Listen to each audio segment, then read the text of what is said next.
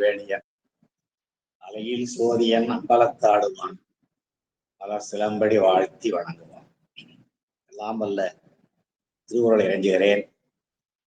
திருக்கைலாய பரம்பரை திருவாவடுதுறை ஆதீனம் ஸ்ரீலஸ்ரீ 24வது குருமகா சன்னிதானம் அவர்களின் பொன்னார் திருவடி கமலங்களை மனமொழி மெய்களால் திசை நோக்கி போற்றி பணிந்து வணங்குகிறேன்.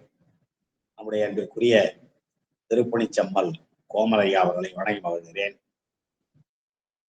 நிகழ்ச்சியின் தொடக்கத்தில் ஆரூர் திருத்தாண்டகத்தை மிக அருமையாக விண்ணப்பம் செய்த சிவ திருமதி பசலையம்மாள் அவர்களை வணங்கிக் கொள்கிறேன்.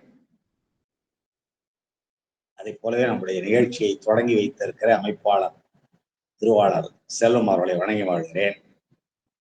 நிகழ்ச்சியில் பங்கு பெற்று இருக்கிற பல்வேறு அமைப்புகளை சார்ந்த இடைமருதி சாத்திரக்குழு, கோமல் ஓம் நமச்சிவாய அறக்கட்டளை, அகிலை சைவ சித்தாந்த சபை முதலான அமைப்புகளை எல்லாம் சார்ந்த அன்பர் பெருமக்கள் அத்தனை பேருடைய திருவடிகளையும் பணிந்து வணங்கி இன்றைய திருத்தொண்டர் புராண சிந்தனையை நாம் தொடர்வோமாக. சில வாரம் ஒரு நாள் மட்டுமே வகுப்பை நாம் பார்த்த நிலையில் இன்று அதை தொடர்கிற பொழுது நாம் எங்கே விட்டோம் என்ற நினைவை கொஞ்சம் கொண்டு வருதல் நலமென கருதுகிறேன். ஆழிமிசை கல்மிதப்பில் ஆழ்ந்த வீரனாகிய அப்பர் சுவாமிகளினுடைய வரலாற்றை சிந்தித்துக் கொண்டிருக்கிற நாம் திருவாரூருக்கு வந்தவர் திருவாரூரில் எழுந்த வடிவிட்ட புற்றிடங்கொண்டாரை பணிந்து வணங்கி வாழிளம் பூதத்தினானும் என்று தொடங்குகிற அந்த பதிகம் முதலான பலவும் பாடி ஆடிய ஆர்வம் பெருக நைந்து மனம் கரைந்து நயந்து செல்வார். நாவுக்கரசருடைய தொண்டின் வலிமையையும் சிறப்பையும் ஆர்வம் பெறுகிறது.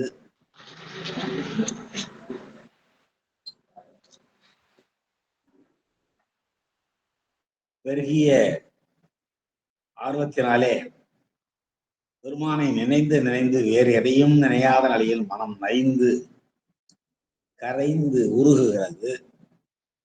அதனாலே திருவாரூர் பெருமானை வழிபாடு செய்வதோடு மட்டுமல்லாமல் காலங்கள் தோறும் சென்று வழிபாடு செய்வதோடு மட்டுமல்லாமல் திருவாரூர் திருத்தலத்திலே திருத்தொண்டு செய்ய வேண்டும் என்ற உணர்வும் அவரை தூண்ட அவ்வாறு அங்கே ஆரூர் தொண்டு செய்து கொண்டிருக்கிறார். அவர்களே வணக்கம் ஐயா. வணக்கம் ஐயா. வணக்கம். அந்த வகையில் 226வது பாடலோடு தொடர்புடைய பதிகங்களை நாம் சிந்தித்துக் கொண்டிருக்கிற நிலையில் இதுவரை 10 பதிகங்கள் திருவாரூர் பதிகங்களை நாம் பார்த்திருக்கிறோம். நான் மீண்டும் ஒருமுறை அந்த 226வது பாடலை படிக்கிறேன். அன்பர்கள் நாவுக்கரசு நாயனார் புராணத்தினுடைய 226வது பாடலை பார்க்க வேண்டுகிறேன். நீடு புகழ் திருவாரூர் நிலவு மணி புற்றிடம் கொள் நிறுத்ததம்மை. புற்றிடம் கொண்டாரை எவ்வளவு தெளிவா சொன்னார் பாருங்க. புகழீடும் திருவாரூர். ஏன்னா எப்போ திருவாரூர் தோன்றிச்சு, திருவாரூர் கோயில் எப்பொழுது தோன்றிச்சு என்று வரையறை செய்ய முடியவில்லை என்று நம்முடைய நாவுக்கரசரே ஒரு பதிகத்திலே பாடுவார். இங்கே திருவாரூர் பதிகத்துல அம்மையை தன்னுடைய இடப்பாகத்தில் வைத்துக் கொள்வதற்கு முன்போ பின்போ, திரிபுர அரக்கர்களை எரிப்பதற்கு முன்போ பின்போ என்றெல்லாம் ஒரு கால வரையறை சொல்லி அதற்கு முன்பே தோன்றியதோ ஆரூர் கோயில் என்று திருத்தாண்டகத்திலே பாடுவார் நாவுக்கரசர். எனவேதான் அது புகழாலும் தொன்மையினாலும் நீண்ட சிறப்பினை உடையது திருவாரூர். அதான் புகழ்நீடூர் திருவாரூர் புகழ் நீடு திருவாரூர் நிலவு மணி. அங்கே நிலவுகின்ற அங்கே விளங்குகின்ற மணி புற்றிடம் கொள். அழகான புற்றே இடமாக கொண்டு பெருமானுக்கு வன்மீகநாதர் என்றும் புற்றிடம் கொண்டார் என்று தானே பெயர். அது பிருதிவி தலம் அல்லவா. முதல் ஐம்பூதங்களிலே முதல் பூதம் மண்தான். எனவே ஐந்தொழிலுடைய முதல் தொழிலாக விளங்குகிற படைத்தல் அங்கே தொடங்குகிறது. முதற் பூதமாகிய பிருதிவியில் இங்கே நாம் வைத்து பார்க்க வேண்டும். அதுபோல இங்கே நீடுபுகழ் திருவாரூர் நிலவு மணி புற்றிடம் கொள் நிறுத்தர். நிறுத்தர் என்றால் கூத்தாடுவோர், நாட்டியம் ஆடுவோர் என்று பொருள். அந்த நிறுத்தர் தம்மை கூடிய அன்போடு காலங்களில் அணைந்து, இந்த பாடலைத்தான் நாம் படித்திருக்கிறோமே, ஏன் மீண்டும் படிக்க வேண்டும் என்றால் 9 நாட்களாக நாம் மனித மனத்தினுடைய இயல்பு மறதிதானே. மீண்டும் ஒருவரை நினைவுபடுத்திக் கொள்கிறோம். கூடிய அன்போடு, அன்பு ஒன்றுதான் அவரிடம் பெருமானுக்கு கொடுக்கத்தக்க பொருளாக இருக்கிறது. கூடும் அன்பினில் கும்பிடலே அன்றி வீடும் வேண்டா விரலில் விளங்கினார் என்று அடியார்களை பற்றி சொல்லுகிற பொழுது, கேடும் ஆக்கமும் கெட்ட திருவினார். அடியார்கள்னா சாமானியமானவர்கள். கேடும் ஆக்கமும் கெட்ட திருவினார். அவங்களுக்கு செல்வ வளமோ செல்வக்கேடோ எதை பற்றியும் கவலைப்படாதவர்கள். ஓடும் செம்போனும் ஒக்கவே நோக்குவார். நாவுக்கரசரே அதற்கு நல்ல உதாரணம். ஓடும் செம்போனும் ஒக்கவே நோக்குவார். கூடும் அன்பினில் கும்பிடலை என்று வீடும் வேண்டா விரலின் விளங்கினார் என்று அடியார்களுடைய இலக்கணத்தை முன்பே திருக்கூட்ட சிறப்பிலே நம்முடைய தெய்வ சேக்கலார் அவர்கள் சொன்னதற்கு இலக்கியமாக நம்முடைய நாவுக்கரச பெருமான் கூடிய அன்பினில், கூடிய அன்போடு காலங்களில் அணைந்து, 6 காலமோ 5 காலமோ திருக்கோயிலுக்கு ஏற்ப பூஜை காலங்கள் மாறுபடலாம் அல்லவா. அது எத்தனை காலங்கள் நடைபெற்றாலும் அத்தனை கால பூஜைகளிலேயும் அணைந்து கும்பிட்டு, கும்பிடுகிற பொழுது அந்த மனம் மொழி மெய்யெல்லாம் ஒன்று சேர்கிறது அல்லவா. அப்போ வாக்கினுடைய பணி என்னவாக இருக்க வேண்டும்? பாடல் வேண்டும். அதைத்தான் செய்கிறார். கோதில் வாய்மை என்றால் வாய்மை வழங்குகிற, என்றும் நிலை பெற்று வழங்குகிற, பிறருக்கு தீமையை தராத, நன்மையை மட்டுமே செய்கிற பதிகங்கள். வாய்மை என்ற சொல் நிறைய உங்களுக்கு தெரியும். வாய்மை எனப்படுவது யாதெனின் யாதொன்றும் தீமை இல்லாத சொல். அப்போ நமக்கு கிடைத்திருக்கிற 312 பதிகங்கள் தான் கிடைச்சிருக்கு. அவர் 700 இரும்பதிகம் பாடினார் என்று சுப்பிரமணிய பாடுவார். 700 இரும்பதிகம் என்றால் 4900 பதிகம் என்றால் 49,000 பாடல்கள் பாடியிருக்க வேண்டும். ஆனால் நம்முடைய பயத்தால் நாம் பெற்றிருக்கிறது 312 பதிகங்கள் தான் நாவுக்கரச பெருமானுக்கு. அந்த பதிகங்கள் எல்லோருக்கும் நன்மையை செய்கின்ற பதிகங்கள். வாச நீக்கம் செய்து சிவப்பேற்றை தருவதனாலே அது வாய்மை பதிகங்கள் என்றார். அதுவும் கோதியில் வாய்மை என்றார். இன்னும் அதுக்கு அடைமொழி வேற. படிப்பவர்களுடைய, கேட்பவர்களுடைய, சிந்திப்பவர்களுடைய மனதில் இருக்கிற குற்றங்களை எல்லாம் அகற்றுகிற, மனதில் என்ன குற்றம் இருக்கும்? வாசங்கள் தானே, ஆணவம், கர்மம், மாயை. இந்த குற்றங்களை எல்லாம் அகற்றுகின்ற தன்மையுடையது நாவுக்கரச பெருமானுடைய பாடல்கள். ஞானசம்பந்தர் இல்லை என்றால் ஞானசம்பந்தர் அப்படிப்பட்ட பதியங்கள் தான். நம்முடைய 27 அருளாளர்கள் பாடியிருக்கிற பதியங்களும் நம்முடைய மனதில் இருக்கிற கோதுகளை எல்லாம் அகற்றுகின்ற பதியம்தான். இங்கே நாவுக்கரசரை பற்றி சொல்லுகிற நிலையில் கோதில் வாய்மை பாடிளம்பூதத்தினானும் எனும் பதிகம் முதலான பாவும் பாடி நாம் படிச்சிருக்கிறோம். பாடிளம்பூதத்தினானும் என்று தொடங்குகிற பதிகம் முதலான பல பதியங்களை பாடியிருக்கிறார். அதிலே 10 பதியங்களை நாம் பாடியிருக்கிறோம். இன்னும் 9 பதிகங்கள் பெரும்பாலும் எல்லாமே திருத்தாண்டகம் தான். இன்னைக்கு அம்மையார், நம்முடைய பசலை அம்மையார் விண்ணப்பம் செய்த பதியம் கூட அது திருமுரட்டான பதியம் தான். அப்படி நிறைய பதியங்கள் எஞ்சி இருக்கிறார். நான் அந்த பதியங்களை எல்லாம் எதனால் எப்படி பாடுகிறார் என்றால், ஏதோ கடமை எல்லாம் நாடிய ஆர்வம் பெறுக. திருக்கோயிலை வழிபாடு செய்கிற பொழுது, பெருமானை வழிபாடு செய்கிற பொழுது, நம்ம காலம்பரை பார்த்தோமே, கால சந்தியில பார்த்தோமே, உச்சி காலத்துல பார்த்தோமே, சாயரட்சியில பார்த்தோமே, அந்தி காலத்துல பார்த்தோமே என்றெல்லாம் இல்லாமல் ஒவ்வொரு முறையும் பார்க்கிற பொழுதும் ஆர்வம் உள்ளிருந்து பெருக. அவ்வாறு உள்ளே ஆர்வம் பெருக பெருக அவருடைய மனமானது நைந்து கரைந்து உருகி இப்படியெல்லாம் மனம் ஆகிறனாலே அவர் நயந்து சென்றார் என்று, விரும்பி சென்றார் திருக்கோயிலுக்கு என்று நாம் பார்க்கிறோம். அந்த வகையில் நாம் இதுவரை 10 பதியங்களை பார்த்து விட்டதற்கு பிறகு இன்னும் 10 பதியங்கள் இருக்கிற நிலையில அவற்றை மட்டும், அதுவும் திருத்தாண்டகங்கள், பெரிய பெரிய பதிகங்கள், அவற்றை எல்லாம் பார்த்து கொண்டே போனால் நீண்ட நாள் ஆகும். எனவே இந்த திருத்தாண்டகத்துக்கு ரெண்டே ரெண்டு பாடல்கள் மட்டுமே நான் இங்கே சிந்திக்க இருக்கிறோம்.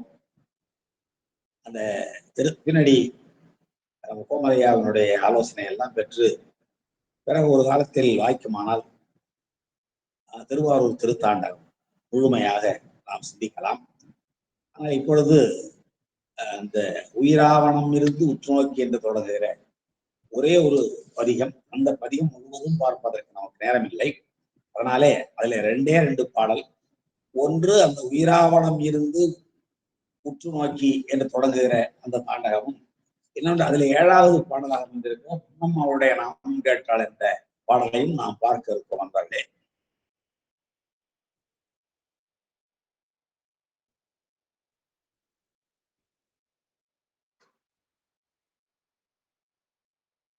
அந்த வகையில் இந்த 2 பாடல்களை பார்த்துவிட்டு மீண்டும் நாம் பெரிய புராணத்துக்கு வருகிறோம்.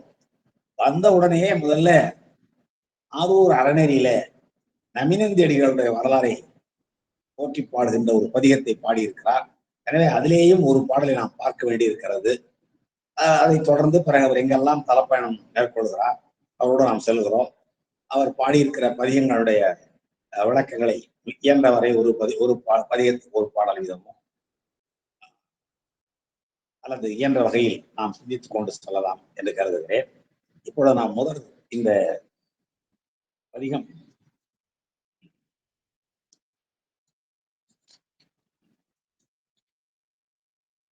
6வது திருமுறையில் 25வது பதிகம். நண்பர்களுக்கு நான் வேண்டிக் கொள்வது, உங்களுடைய கையில் இருக்கிற 6வது திருமுறையில் அமைந்திருக்கிற 25வது பதிகத்தை எடுத்துக்கொள்ள வேண்டுகிறேன்.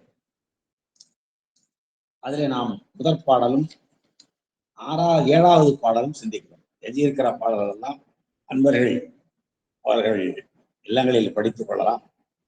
ஏனென்றால் மிகப்பெரிய பதிகம் ஒன்றும் எளிமையான பதிகம் தான், ஒன்றும் கடினமான பதிகம் இல்லை. படித்தால் புரிந்து கொள்ள அளவுக்கு உள்ளவைதான். இல்லையில் முறை நூல்கள் இருக்கின்றன, அன்பர்கள் இருக்கிறார்கள், அவர்கள் வழியாக நாம் அறிந்து கொள்ளலாம். சரிங்க, இப்பொழுது நாம் 6ஆம் திருமுறையில் அமைந்திருக்கிற 25வது பதிகம் திருத்தாண்டகம், திருவாரூர் திருத்தாண்டகம். திருச்சிற்றம்பலம். உயிராவணம் இருந்து உற்று நோக்கி உள்ள கிழியின் உரு எழுதி உயிர் ஆவணம் செய்திட்டு உன் கை தந்தால் உணரப்படுவாரோடு ஒட்டி வாழ்வி ஐராவணம் ஏனாது ஆனேரேறி அமரர் நாடு ஆளாதே ஆரூர் ஆண்ட ஐராவணமே என் அம்மானே, நீ அருட்கண்ணால் நோக்காதால் அல்லாதாரே, நீ தந்த அருட்கண்ணால் உன்னை பார்க்காதவர்கள், உன்னை காலங்கள் தோறும் வழிபடாதவர்கள், நயந்து மனம் கரைந்து உருகி கசிந்து பாடாதவர்கள், பாராதவர்கள், எதையும் அறியாதவர்கள், பார்க்காதவர்கள் என்று இந்த பாடலில் சொல்கிறார். உயிராவணம் இருத்தல் என்றால் என்ன? உயிராவணம் என்றால் அது ஒரு எதிர்மறை தொடர். உயிர்த்தல் என்றால் மூச்சு விடுதல் என்பது பொருள். நாம் மூச்சு விடுகிறோம், அது இடகலை பிங்கலை என்று சொல்வார்கள். இடது நாசி வழியாகவும் வலது நாசி வழியாகவும் திருமந்திரத்துல இந்த மூச்சு விடுகிற தன்மை எல்லாம் மிக விரிவாக சொல்லியிருக்கிறார். அந்த கும்பகம், ரேசகம், பூரகம் என்றெல்லாம் அதுக்கு அமைப்புகள் உண்டு. அந்த உள்ளே இருக்கிற மூச்சு காற்று எவ்வளவு நாழி கும்பகம் செய்ய வேண்டும், பிறகு எவ்வளவு நாழி அதை வெளியேற்ற வேண்டும் என்ற கணக்கெல்லாம் இருக்கு. அந்த காற்றை அளக்கும் கணக்கறிவாக்கு என்று திருமூலர் சொல்லுவார். இந்த காற்றை அளக்கின்ற கணக்கறிந்தவர்களுக்கு காலம் கிட்டே வர முடியாது. அதுதான் நம்முடைய எளிமையாக கவிமணி தேசிய விநாயகம் பிள்ளை இந்த காலத்துல பாடுவாரு. காலை மாலை உலாவினிதம் காற்று வாங்கி வருவானேல் காலை தொட்டு கும்பிட்டு காலம் ஓடி போவானே என்று நயம்பட கவிமணி தேசிய விநாயகம் பிள்ளை பாடுவான். திருமூலகத்து தான். காற்றை அளக்கும் கருத்தை சரியாக அறிந்தவர்களாலே, அறிந்தவர்கள்னா காலம் இன்னும் ஒண்ணு பண்ண முடியாதுன்னு அர்த்தம்னா நீண்ட காலம் வாழலாம் என்பது. அந்த யோகிகள் எல்லாம் அப்படி வாழ்ந்திருக்கிறாங்க. ஆண்டுக்கு ஒரு பாடல் வீதம் 3000 பாடல்கள் பாடியிருக்கிறார் திருமூலர். இன்னும் நம்முடைய 17 சித்தர்களை எல்லாம் பற்றி படிக்கிற பொழுது அவர்கள் எல்லாம் எப்படியெல்லாம் வாழ்ந்திருக்கிறார்கள். ஒரு நேரத்தில் நம் நாட்டிலே இருப்பவர்கள் அடுத்த நேரத்தில் வேறொரு நாட்டில் இருந்திருக்கிறார்கள். எப்படி அவர்களாலே முடிந்தது? இப்படிப்பட்ட மிகப்பெரிய வியப்பிற்குரிய நிகழ்ச்சிகள் எல்லாம் தமிழ்நாட்டிலே ஒரு காலத்தில் நிகழ்ந்திருக்கின்றன. இவர் சொல்றாரு, உயிராவணம் இருந்து. உயிராவணம், உயிராவணம் என்றால் மூச்சு காற்றை உயிர்க்காத வண்ணம் அர்த்தம்.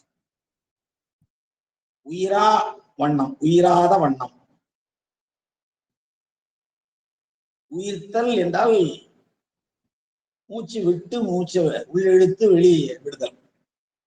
உள்ளே இழுத்தலும் இருத்தலும் வெளியே விடுதல்.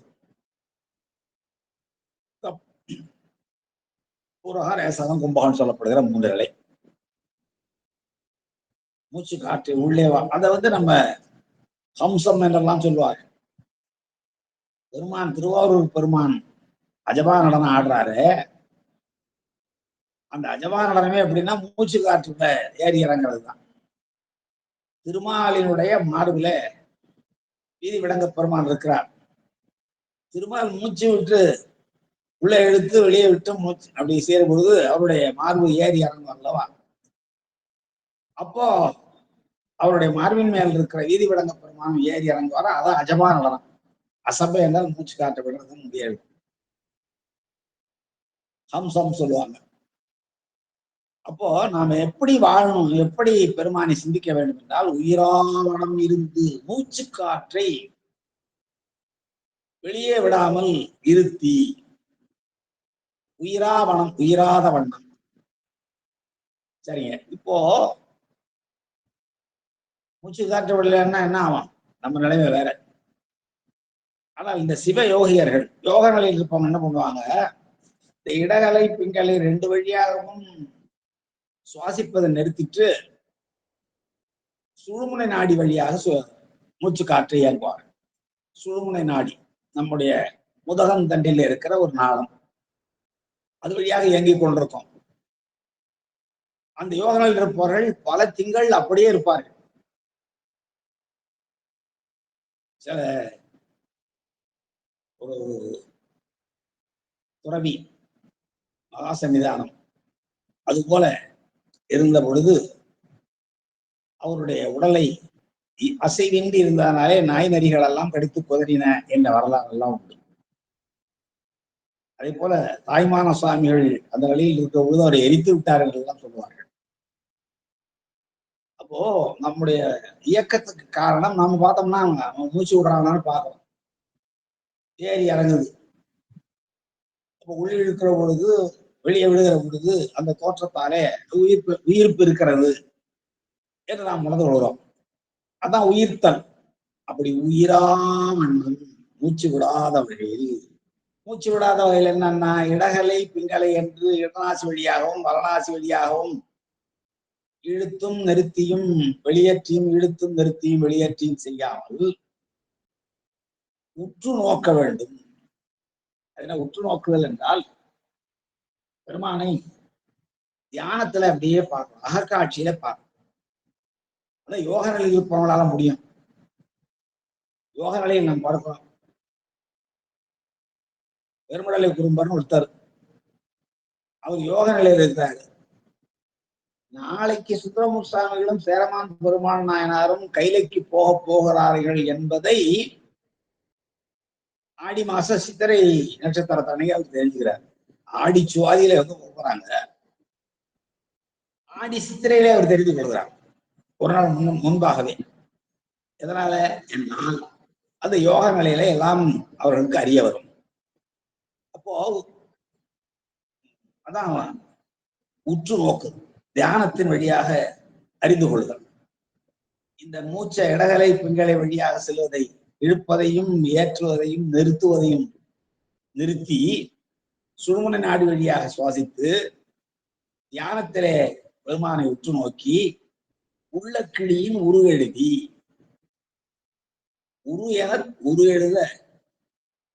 உரு என தவமாமே என்று பாடம். உரு என்ன? பெருமானுடைய உருவத்தை நாம் மனதுக்குள் வைத்து எண்ணிக்கொண்டிருந்தால் அதுவே பெரிய தவம். அதுவும் திருமுறை தொடர்தான். ஊரு என தவமாமே. தவம்னா வேற ஒன்றும் கஷ்டப்பட விடலைங்க.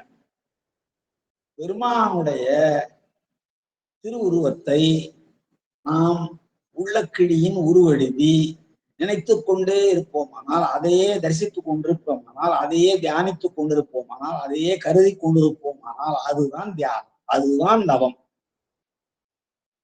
நாம் தவம் என்றால் எத்தனையோ பொருள் விளக்கம் சொல்றோம். காட்டுக்கு போய் பேச்சடக்கி, மூச்சடக்கி, உணவின்றி, நீரின்றி பலகாலம் ஒற்றை காலில் இருப்பது, அல்லது இப்படியெல்லாம் நாம் உடம்பை வருத்திக் கொள்வதை தவம் என்று சொல்லுகிற முறையும் உண்டு. அதுபோல அக்னித்தம் செய்வது, தண்ணீரில் நின்று தவம் செய்வது, ஒற்றைக்காலில் செய்வது, இதெல்லாம் நிறைய தவ முறைகள் இருக்கின்றன.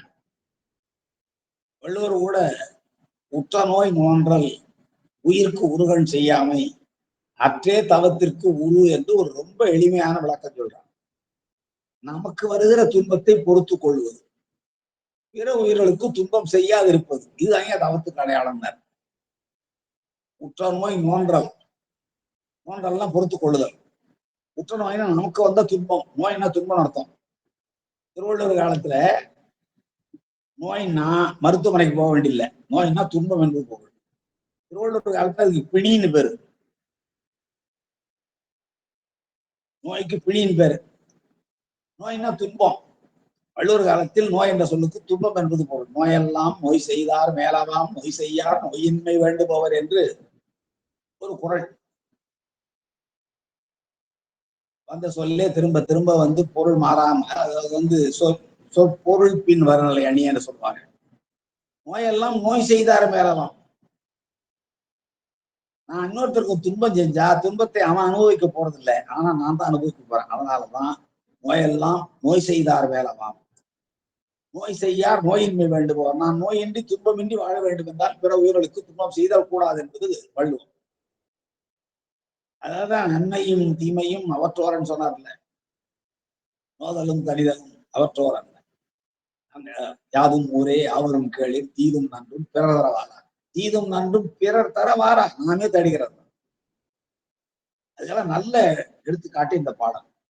உயிராவணம் இருந்து உயிராத வண்ணம், மூச்சு விடாத வண்ணம், இடகலை பிங்கலை என்ற அந்த இரண்டு நாசி வழியாகவும் மூச்சு விடுவதை நிறுத்தி, அதே நேரத்தில் சூழ்முனை நாடி வழியாக சுவாசித்து, சூழ்முனை நாடி என்பது முதுகந்தண்டில் இருக்கிற ஒரு நாளம், ஒரு குழாம், அதன் வழியாக சுவாசித்து, அப்போ வெளியில நம்ம இயக்கமே தெரியாது. அப்படி இருக்கிற பொழுது உயிரோட இருப்பாங்க. எந்த உணவும் எந்த இதுவும் தேவைப்படாது. மதிமண்டலத்தில் சுரக்கின்ற ஒரு துளி அமிர்தம் அவர்களை பல மாதங்கள் வாழச் செய்யும். மதிமண்டலம் என்று சொல்லப்படுவது இந்த உணாக்கு பகுதியிலிருந்து மேலிருந்து வருகிற ஒரு திரவம். அது இங்க ஒரு சொட்டு வரும். அந்த ஒரு சொட்டு திரவம் பல நாட்களுக்கு உயிர் வாழ வைக்கும். ஏன்னா உடம்புக்கு உணவு தேவையான தானே. வேதான் வந்து மூச்சே இயங்காமல் இருக்கிறாங்களே, சூழ்நிலை நாடி வழியாக இயங்குகிறார்கள். ஒரே ஒரு வேறுபாடு மட்டும் உடம்பில் தெரியும் என்று சொல்வார்கள். அவ்வாறு சூழ்நிலை நாடி வழியாக சுவாசித்துக் கொண்டு உயிர் வாழ்ந்து கொண்டிருக்கிற மற்றவர்கள் கண்களுக்கு அவர் இறந்து போனவை போலவே காட்சியளிக்கின்றவர்களுக்கு அடையாளமாக இந்த முடி வளரும், நகம் வளரும். இதை வைத்துக் கொண்டுதான் அவர்களை உயிரோடு இருக்கிறார்கள் என்றுதான் அறிந்து கொள்ள முடியும் என்று பின்னாலே சொல்லுவார். இப்போ இந்த நாவுக்கரசு பெருமான் என்ன சொல்றாரு, உயிர் ஆவணம் இருந்து உயிராவணம், உயிர் ஆவணம் இல்லை உயிராவணம், உயிராத வண்ணம். அந்த கட்டு போயிருக்கீங்களா, ஈறுகட்ட எதிர்மறை பெயரச்சம். உயிராத வண்ணம், மூச்சு விடாத நிலையில் இருந்து உற்று நோக்கி ஞானத்தின் வழியாக பெருமானை நோக்கி உள்ள கிழியில் உருவெழுதி, கிழின்னா துணின்னு அர்த்தம். சீலை, படம் எல்லாம் அந்த காலத்துல படம் தீட்டுறதுக்கு இடங்கள். நம்முடைய பெருமானே அம்மையினுடைய உருவத்தை எழுதி வைத்துக் கொண்டார் என்று முத்துக்குமாரசாமி பாடுவார். முத்துக்குமாரசாமி பிள்ளை தமிழ இல்ல மீனாட்சி அம்மன் பிள்ளை தமிழ குமரகுரு சுவாமிகள் பாடுவார். புவனம் கடந்து நின்ற ஒருவன் தன் உள்ளத்தில் அழகு ஒழுக எழுதி பார்த்திருக்கும் உயிர் ஓவியமே. மீனாட்சி அம்மையை நம்முடைய சுந்தரேச பெருமான், மீனாட்சி சுந்தரேஸ்வரர், சோமசுந்தர பெருமான் தன்னுடைய உள்ளத்துல எழுதி வச்சிருக்கிறார். அம்மை எப்படி எழுதி வச்சிருக்கிறாரு? இவரை சொல்கிற பொழுது புவனம் கடந்து நின்ற ஒருவன் என்றார். எல்லா புவனங்களையும் கடந்து நிற்கின்ற ஒப்பற்ற தலைவனாகிய பெருமான் தன் உள்ளத்தில் அழகொழுக எழுதி பார்த்திருக்கும் உயிர் ஓவியம். நாம் எழுதுகிற ஓவியம் எல்லாம் ஓவியம் தான், அது உயிர் ஓவியமாக வழங்காது. ஆனால் பெருமான் எழுதிய ஓவியம் உயிர் ஓவியம். அது போல நாம் என்ன பண்ணோம்? உள்ளக்கிழி உள்ளம் என்னும் திரைச்சீலையில், உள்ளம் என்னும் துணியினில், நான் எளிமைப்படுத்தி சொல்றேன், உள்ள கிளியில் உரு எழுதி. நீங்க எதை பார்த்துக்கிட்டு இருந்தீங்களோ, உயிராவணம் இருந்தாதான் செய்ய முடியும். மூச்சு காற்றை சுவாசித்துக் கொண்டே இருப்போமானால் உலக இயல்பு நம்ம விட்டு நீங்காது. அதனாலதான் உயிராவணம் இருந்துன்னார். தியானத்தில் இருங்க நான் உற்று நோக்கினாரு. நீங்க இந்த இடங்களை பிங்களை நிறுத்தினாதான் சுழுமை வழி நாடியாக சுவாசித்தால்தான் தியான நிலைக்கு போக முடியும். சுவாமியுடைய வரலாறை படிச்சு பார்த்தா தெரியும். அது ஏதோ 2 பெண்களோட குடும்பம் நடத்தி வாழ்ந்தாருன்னு தான் சொல்றாங்க. அதெல்லாம் அந்த திருமந்திரத்துல பரியங்க யோகம் சொல்லுவார். அந்த நிலையில் வாழ்ந்தவர்கள் அவங்கெல்லாம். அப்படி நீங்க உள்ளக்கிடியில் உரு எழுதி அந்த தியானத்துல நீங்க பார்த்து கொண்ட உற்று நோக்கிய உருவம் இருக்கிறதல்லவா, அதை எழுதி உயிர் ஆவணம் செய்துட்டு, இந்த இடத்துல ஆவணம்னு சொல்லணும். முதல்ல வனம், உயிராத வனம், வண்ணம் என்றது நிலை. இங்க உயிர் ஆவணம் செய்துட்டுங்கிறார். உயிரை என்ன பண்ணணும்? பெருமானுக்கு அடிமை சாசனம் எழுதி கொடுக்கணும். ஆவண ஓலை காட்டி தானே பெருமான் அதை அடிமைப்படுத்துகிறார். எத்தனையோ நம்ம அடியாரெல்லாம் சொல்லுவான், உயிராவணம் செய்துட்டு, உயிர் ஆவணம் செய்துட்டு, என்னுடைய உயிரை நான் உனக்கு சமர்ப்பணம் செய்கின்றேன், உன்னிடம் ஒப்படைக்கின்றேன், உனக்கு நான் அடிமை, என்றென்றும் அடிமை. அந்த நம்பியாரோட பாட்னார் எழுதி கொடுத்தார்ல, நானும் என்னுடைய வழி வந்தவர்களும் இந்த வெண்ணிலூர் பித்தனுக்கு அடிமை என்று எழுதி கொடுத்தாங்க.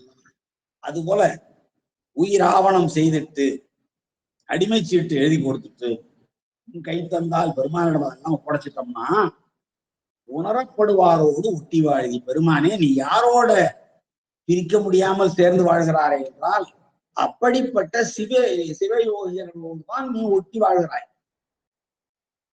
பிரிக்க முடியாத அளவுக்கு ஒட்டி வாழ்தல. ஒட்டிட்ட பண்பின் உருத்திர பல்கணத்தார்க்கு அட்டிட்டல் காணாதே போதியோ பூம்புவாய் சொல்றாரு. அப்போ பெருமான் வேறு இவங்க வேறு பிரிக்க முடியும். 2 ஒன்றாக. 1 2ஆதல் தாதான்மியம், 2 ஒன்றாதல் அத்விதம். அது போல இங்க அத்விதமா கலக்கணுங்கிறார். உயிராவணம் செய்துட்டு உன் கை தந்தால், பெருமான்கிட்ட அந்த ஆவணச்சீட்டை சமர்ப்பணம் செய்துவிட்டால் உணரப்படுவாரோடு, அப்படி உன்னை உணர்கின்ற சிவயோகியர்களோடு. அதான் மிக இந்தியமையாது. எல்லாராலையும் உணர முடியாதுங்க.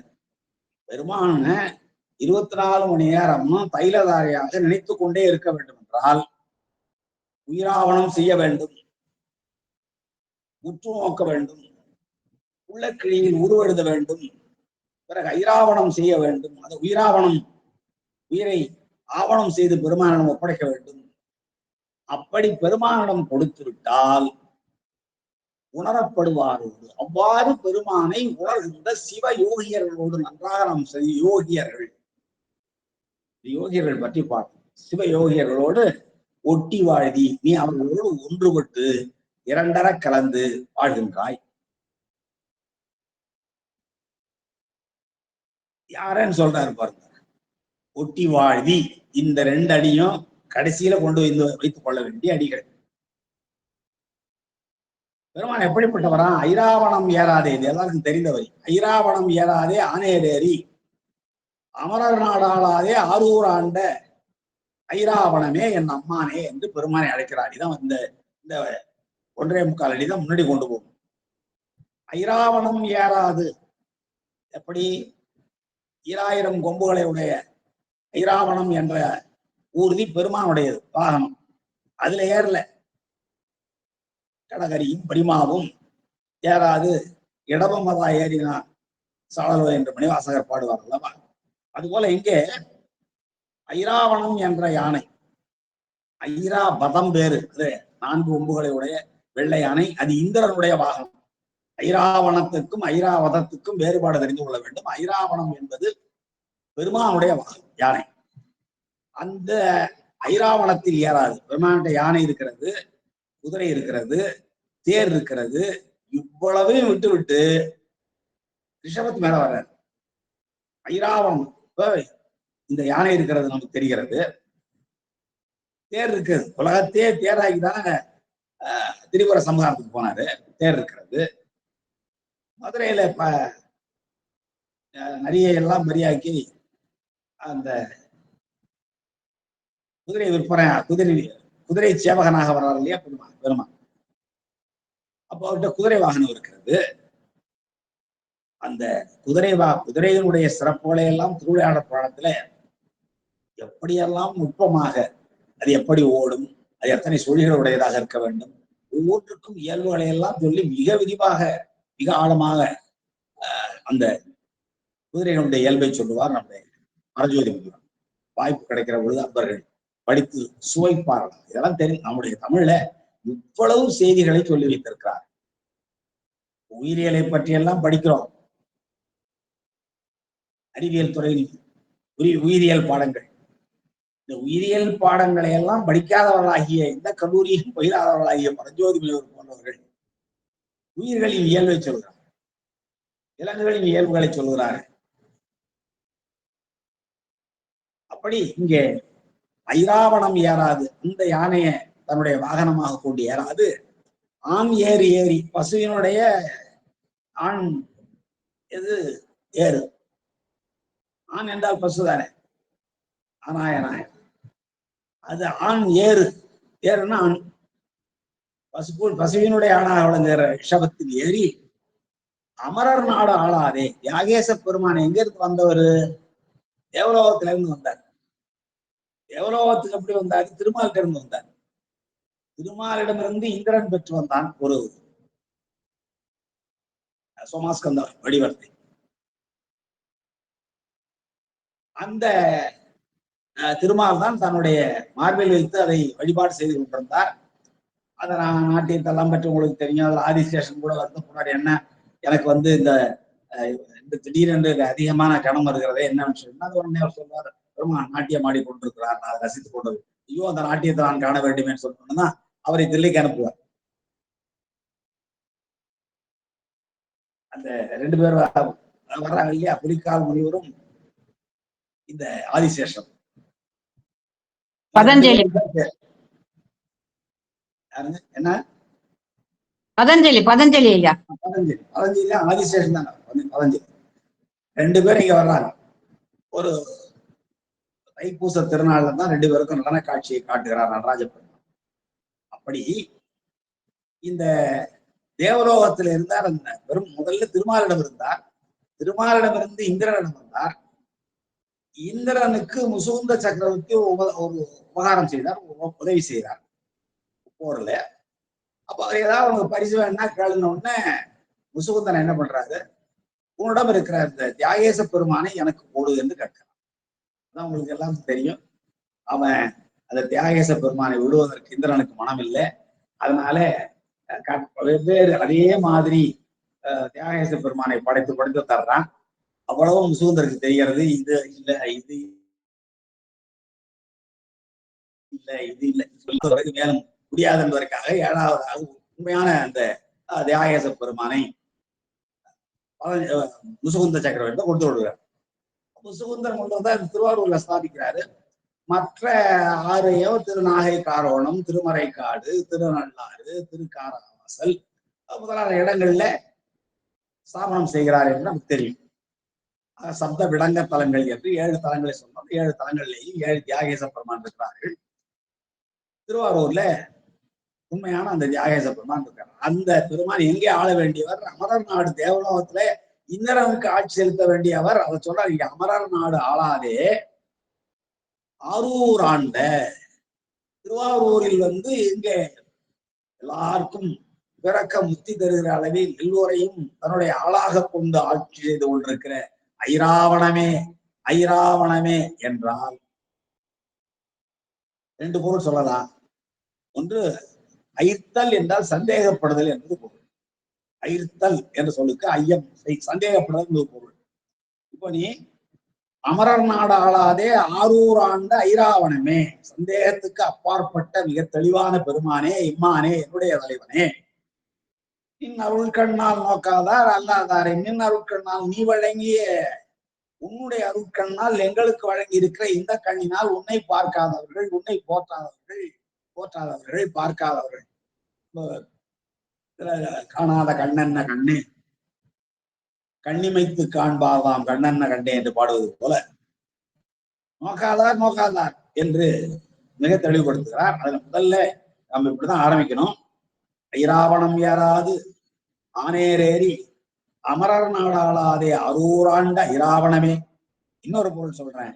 ஐர் என்றால் மணல் அர்த்தம். முதல்ல ஒரு பொருள் சொன்னேன். ஐராவணமே என்றால் சந்தேகத்துக்கு இடமின்றி ஆரூரில் ஆட்சி செய்து எல்லோருக்கும் முத்திப்பேரை வழங்குகிற, ஏன்னா திருவாரூரில் பிறக்க முத்தி தருந்தான். அப்படி முத்திப்பேரை வழங்குகின்ற, ஐயப்பாடு இல்லாது வழங்குகின்ற என்னுடைய அம்மானே, என்னுடைய தலைவனே என்று ஒரு பொருள். இன்னொரு பொருள், ஐராவணம் பணம், பணம் பண்ணம் வச்சுக்கோ. ஐர் என்றால் மணல் அர்த்தம். திருவாரூர் பிருத்திவி தலம், மண் தலம், நிலம். பஞ்சபூத தலங்கள் சொல்லும் போது திருவாரூர் மண்டலம், காஞ்சிபுரம் மண்டலம். என்ன பஞ்சபூத தலத்துல மண்டலம் ரெண்டு வருமா என்றால், இது ஆண்மை மிக்க மண்டலம், அது பெண்மை மிக்க சொல்லுவாங்க. அந்த பிருத்திவி தலத்திலேயே ரெண்டையும். அடுத்தது நீர் திரு ஆனைக்கா, நெருப்பு திரு அண்ணாமலை, காற்று திரு காலத்தி, ஆகாயத்தலம் நம்முடைய தில்லை என்று நாம் பஞ்சபூத தலங்கள் சொல்ல முடியல. அந்த பஞ்சபூத தலத்துல முதல் தலமாக விளங்குவது மண்டலம். அதான் ஐர் என்றால் நுண்மணல் என்பது பொருள். அப்ப ஐராவணமே என்றால் நுண்மணல் வடிவமாக விளங்குகின்ற புற்றிடம் கொண்ட பெருமானே என்பது ஒரு பொருள். ஆக இரு பொருள் அமைந்து இந்த பாடல் அமைந்திருக்கிறது. இன்னும் இதை சிந்தித்துக் கொண்டே போகலாம். நான் மீண்டும் ஒரு முறை இந்த பாடலை படிக்கிறேன். ஐராவணம் ஏறாது ஆனேரேறி, இதெல்லாம் பெருமான் செஞ்சிருக்கலாம். இப்படி ஒரு வாய்ப்பு கிடைச்சுன்னா எவனா விடுவாங்களாங்க? நல்லா யோசிப்பாங்க. ஐராவணம் இருக்கிறது, ஆனேறு இருக்கிறது. நீ ஐராவணத்தில் போவாயா, ஆனேரியில் போவாயா என்றால் ஐராவணத்தில் தான் போவேன். நீ அமரர் நாடு ஆழ்வாயா, அரூர் ஆழ்வாயா என்றால் அமரர் நாடுதான் ஆழ்வேன். இது உலக இயல்பு. ஆனால் பெருமான் பாருங்க மாறுபட்ட சிந்தனை உடையவர்.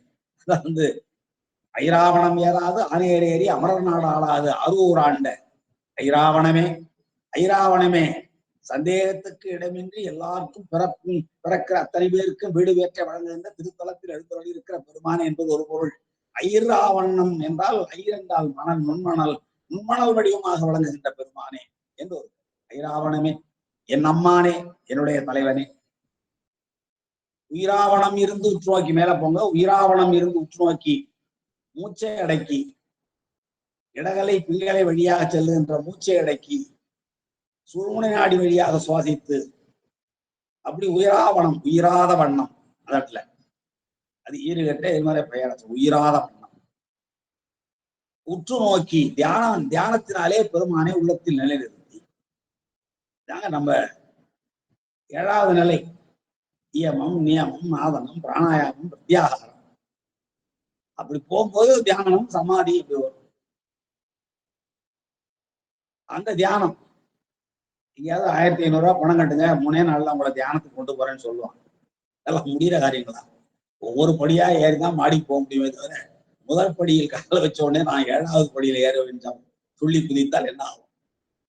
அது ஒரு நிலைமை. இதெல்லாம் இது வேற பொருள் பற்று உலகம். இது தள்ளிவிடும், நாம் விளையிடும். இப்போ இந்த உற்று நோக்க வேண்டும் தியானத்துல பார்த்து, உள்ள கிளியின் உருவெழுதி, உள்ளம் என்னும் கிளி, துணி, திரைச்சீலை, படம். அதுல பெருமான், ஏன்னா நாம் உற்று நோக்கி இருக்கிறோம் அல்லவா, தியானத்துல பெருமான் இப்படித்தான் இருப்பார் என்று. அதை உள்ள கிளியின் உரு எழுதி ஒவ்வொருத்தருடைய உள்ள கிளியும் ஒவ்வொரு மாதிரியாக உரு எழுதப்பட்டிருக்கும். ஏனென்றால் நான் பெருமானை சிந்திப்பது மாதிரி இன்னொருவர் சிந்திக்க முடியாது. இன்னொருவர் சிந்திக்கிற உயர்நிலைக்கு என்னால் போக முடியாது. அதனாலே உள்ளக்கிழியின் உருவ எழுதி உயிராவணம் செய்துட்டு அடிமை சீட்டு எழுதி கொடுத்துட்டு பெருமான்ட்ட, ஏன்னா உள்ளத்துல அவர் எழுதி கொடுத்து பணம் எழுதியாச்சு, உனக்கு நான் அடிமை, முழுவதும் அடிமை, என்னுடைய உடல்புகழாய் மட்டும் இல்லை, என்னுடைய மனம் மொழிமை எல்லாமே உன்னுடைய அடிமை என்று உயிராவணம் செய்துட்டு உண்டை தந்தால் அப்படி உணர்பவரோடு நீ ஒட்டி வாழ்கின்றாய். அவ்வாறு உணர்கின்ற சிவயோகியர்களோடு நீ சேர்ந்து வாழ்கிறாய், அத்விதமாக கலந்திருக்கிறாய். அப்படி உள்ள நிலையில் நின் அருள் கண்ணால் நோக்காத, உன்னுடைய அருள் கண், நீ கொடுத்த கண், அதனாலேதான் அவனை பார்க்கணும். அத எனக்கு கண்ணை கொடுத்தவருடைய நோக்கம் என்ன? கண்கால் காண்மீன்களோ, கண்ணுடைய நோக்கம் என்ன? உன்னை காண்பது. காதினுடைய நோக்கம் உன்னுடைய புகழை கேட்பது. மூக்கே நோக்கம் முரல்வது.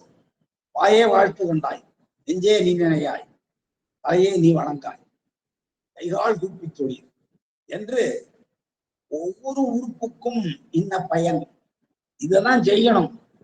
அதை விட்டு நாம் வேற ஒன்று சொல்றோம். கை என்ன செய்யறோம்? நிறைய உழைக்கணும், சம்பாதிக்கணும், சேர்த்து வைக்கணும். இது இந்த கையினுடைய பணி. இனிமையான ஓசையை காதால் கேட்க வேண்டும், தொலைக்காட்சியில் நாடகங்களை கண்ணால் காண வேண்டும், இனிய மனத்தை முழ வேண்டும் என்று உலகம் மாறி போயிருக்கிறது. இதை செம்மைப்படுத்துவதுதான் நம்முடைய சமயங்களில், அதுவும் நம்முடைய சைவ சமயத்தின் மிகப்பெரிய நோக்கமாக இருக்கிறது, இருந்து கொண்டிருக்கிறது. அப்படி ஐராவணம் ஏறாது ஆனேர் ஏறி அமரநாடு ஆளாதேயா, அரூராண்ட ஐராவணமே நீ நருட்கண்ணால், நீ தந்த அந்த கண்ணினாலே, உன்னுடைய அருளால் நான் பெற்ற கண்ணினாலே உன்னை நோக்காதான். நீ தந்த அருளினாலே ஒவ்வொருவரும் கண் பெற்றிருக்கிறார்கள், அதனால் நோக்காதவர்கள் எதையும், உண்மையில் உன்னை பாராதவர்கள், உன் புகழை கேளாதவர்கள், உன்னை வாழ்த்தாதவர்கள், உன்னை வணங்காதவர்கள் என்றெல்லாம் நாம் பொருள் கொள்ள வேண்டும் என்று இந்த பாடலை நாம் பார்த்துவிட்டு, அடுத்து 7வது பாடல், அருமையான பாடல். நான் சென்ற வகுப்பில் சொல்லிக் கொண்டிருந்தேன்.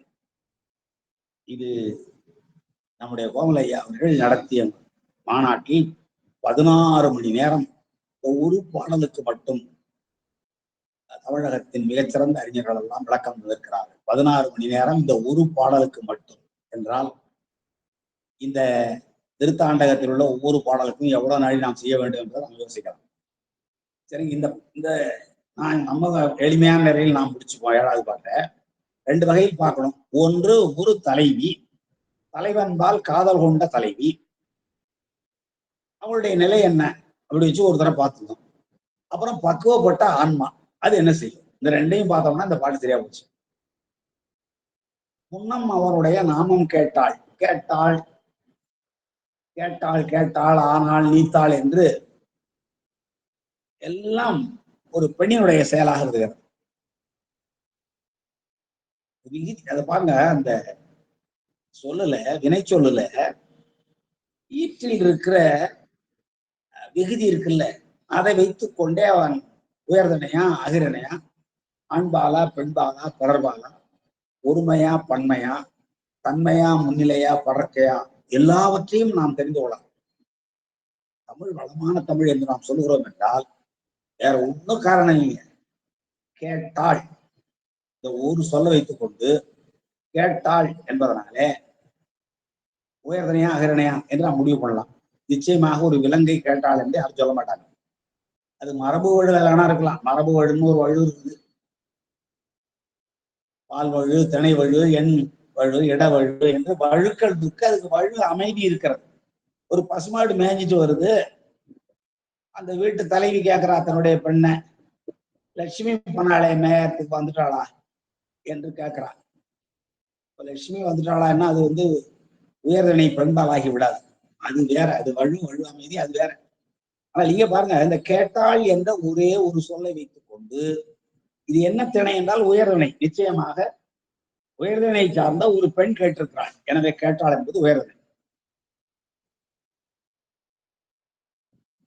உயர்தனையிலே ஆண்பாலா பெண்பாலா, கேட்டான் என்றால் ஆண்பால், கேட்டாள் என்றால் பெண்பால், கேட்டார் என்றால் பலர்பால்.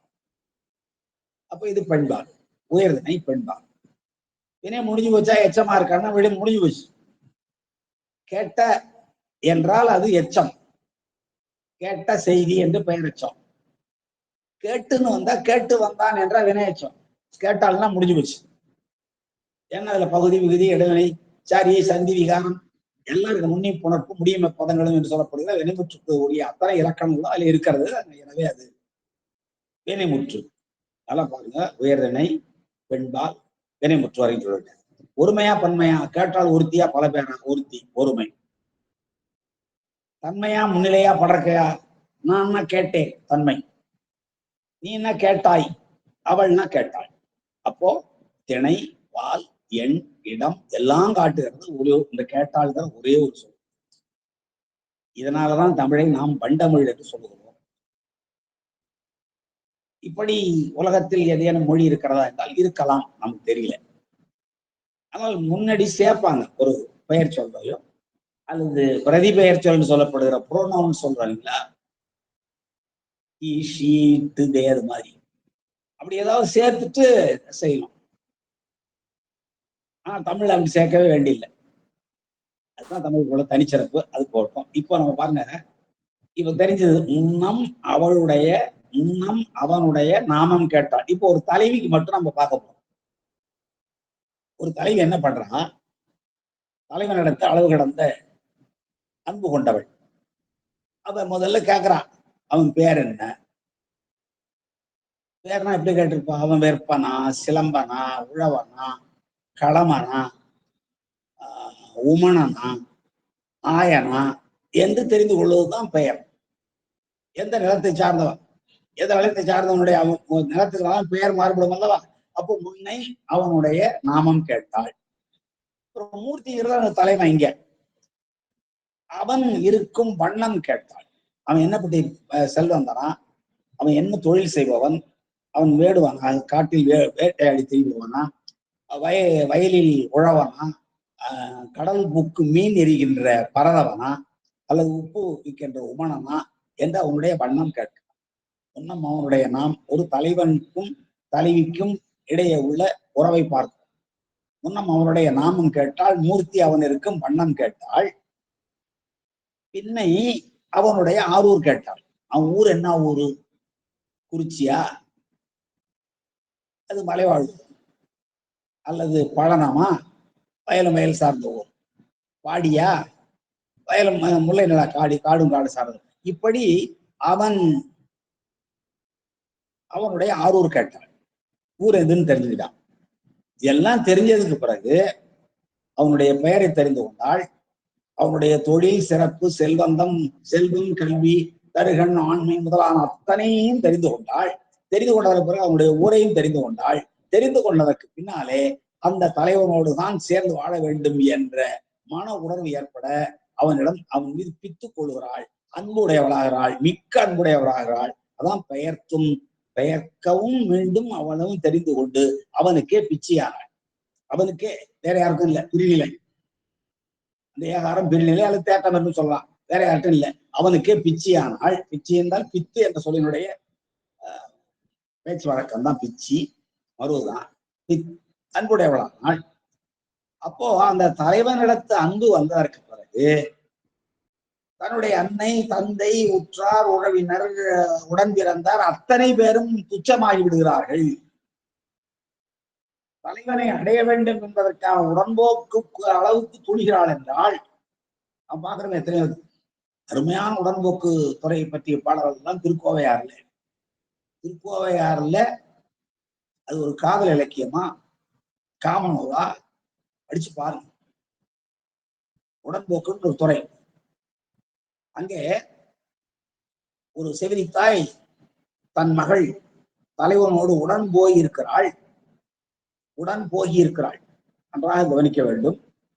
உடன்போக்கு என்பது தலைவன் தலைவி தலைவனோடு உடன் போதல். வேற ஒரு ஊருக்கு போய் திருமணம் செய்து கொள்வாள். தலைவியினுடைய ஊரிலிருந்து புறப்பட்டு சென்று தலைவனுடைய ஊரிலோ அல்லது தலைவனுக்கு வேண்டியவர்கள் இருக்கின்ற ஊரிலோ சென்று திருமணம் செய்து கொள்வார்கள். அதான் உடன்போக்கு. இந்த உடன்போக்கு என்ற பண்பாடு தமிழ் இலக்கியத்தில் சொல்லப்படுகிற இந்த பண்பாடு உலகத்தில் எந்த இலக்கியத்திலும் எந்த மக்கள் வாழ்க்கையிலும் இல்லாத ஒரு உயர்ந்த பண்பாடு. ஏனென்றால் நம்ம ஆங்கிலத்துல கிட்னாப்டுன்னு ஒரு வார்த்தை வச்சிருக்கிறோம், எலோப்புடுன்னு ஒரு வார்த்தை வச்சிருக்கிறோம். இவையெல்லாம் உடன்போக்கு அல்ல. நன்றாக நாம் சிந்திக்க வேண்டும். தலைவியினுடைய உடன்பாடு சம்மதத்தோடு தலைவன் அவளை இன்னொரு ஊருக்கு அல்லது தன்னுடைய ஊருக்கு அழைத்து சென்று பலருக்கு முன்னாலே திருமணம் செய்து கொள்ளுவான். அதுதான் உடன்போக்கு. அப்படி ஒரு திருக்கோவையார்ல ஒரு பாடல், ஒரு செவிலித்தாய் தேடிட்டே வர்றான். தன்னுடைய மகள் தான் விரும்பிய தலைவனோடு உடன் போகிவிட்டாள். அவளை தேடி வருகிறாள் செவிலித்தாய். அப்பொழுது எதிரே ஒரு ஆண்மகனும் ஒரு பெண்மானும் எதிரே வருகிறார்கள். தூரத்தை பார்க்கிறவர்களுக்கு தன்னுடைய மகளும் மகனும் தான் திரும்பி வருகிறார்களோ, மகளும் தன்னுடைய மகளின் தலைவனும் தான் திரும்பி வருகிறார்களோ என்று ஆர்வத்தோடு நெருங்கி போய் பார்க்கிறாள். நெருங்கி போய் பார்த்தவுடன் தெரிகிறது அவர்கள் வேறு இருவர். இவருடைய மகள் இல்ல, மகள் விரும்பிய தலைவன் இல்லை, வேறு இருவர். அப்போ அந்த அம்மா கேட்கிறா, உங்களைப் போலவே இந்த வழியில் சென்ற இருவரை நீங்கள் பார்த்தீர்களோ என்று கேட்கலாம். அந்த தலைவனை பார்த்து கேட்கிறான். அந்த தலைவன் சொல்றான், என்னை போன்ற ஆண்மை மிக்க வீரன் ஒருவன்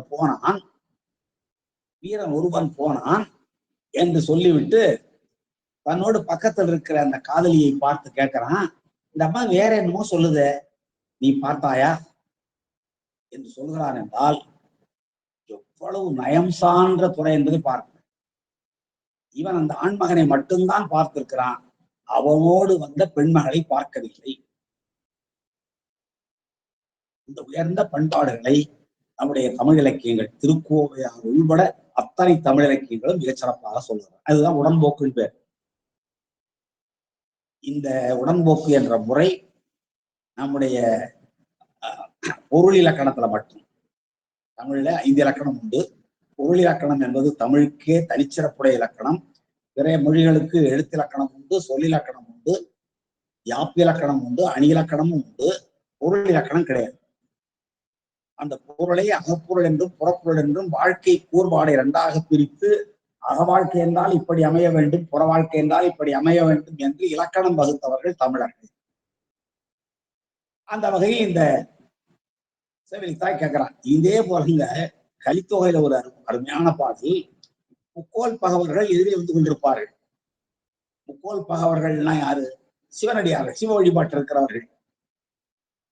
அவர்கள் எதுக்க வந்த போது செவிலித்தாய் போய் கேட்கிறா, இப்படி 2 பேர் என்னுடைய மகளும் அவள் விரும்பியவனும் சென்றதை பார்த்தீர்களோ என்று கேட்ட உடனே, பார்த்தோம் பார்க்கவில்லை என்றெல்லாம் சொல்லாமல் அவர்கள் சொல்கிறார்கள், அது சரி, நீருக்குள்ளே முத்துக்கள் பிறந்தாலும் அந்த முத்துக்கள் சேர வேண்டிய இடத்தில் தானே சேர வேண்டும். யாழில் இசை தோன்றினாலும் சேர வேண்டிய இடத்திற்கு தானே சேர வேண்டும். அதுபோல உன் மகளும் சேர வேண்டிய இடத்தில் சேர்ந்திருப்பால், நீ கவலைப்படாமல் போ என்று சொல்வார்கள் அந்த முக்கோல் பகவர்கள். இது கலித்தொகை காட்டுகிற கால காட்சி, உடன்போக்கு.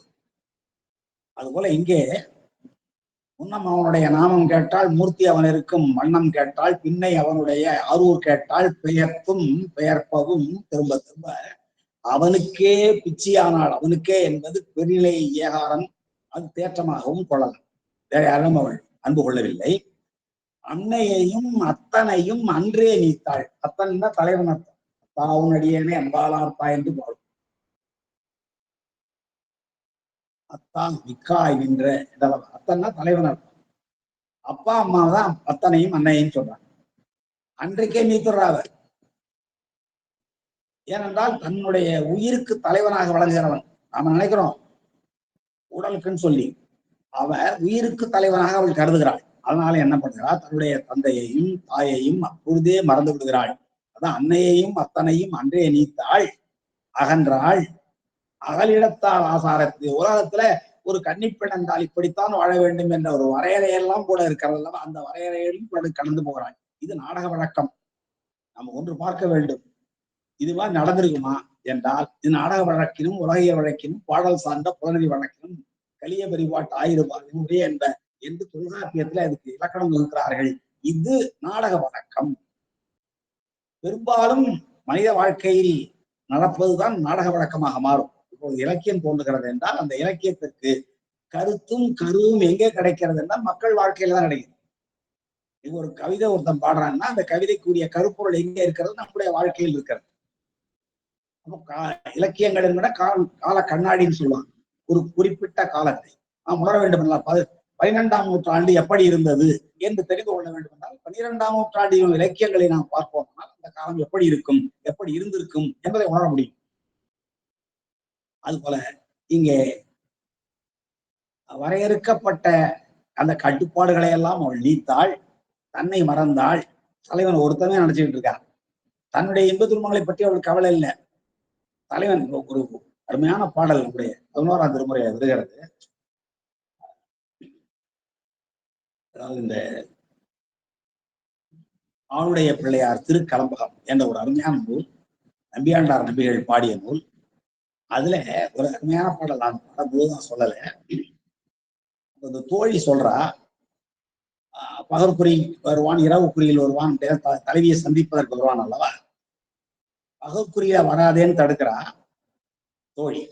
இரவு குறியில் வருவேன்னு சொல்றான், அப்பவும் வராதேன்னு தடுக்கிறா. வேற எப்பொழுதுதான் வருவது என்றால் வரைந்து கொள்கிறான், நீ திருமணம் புரிந்து கொள் என்று சொல்றான்.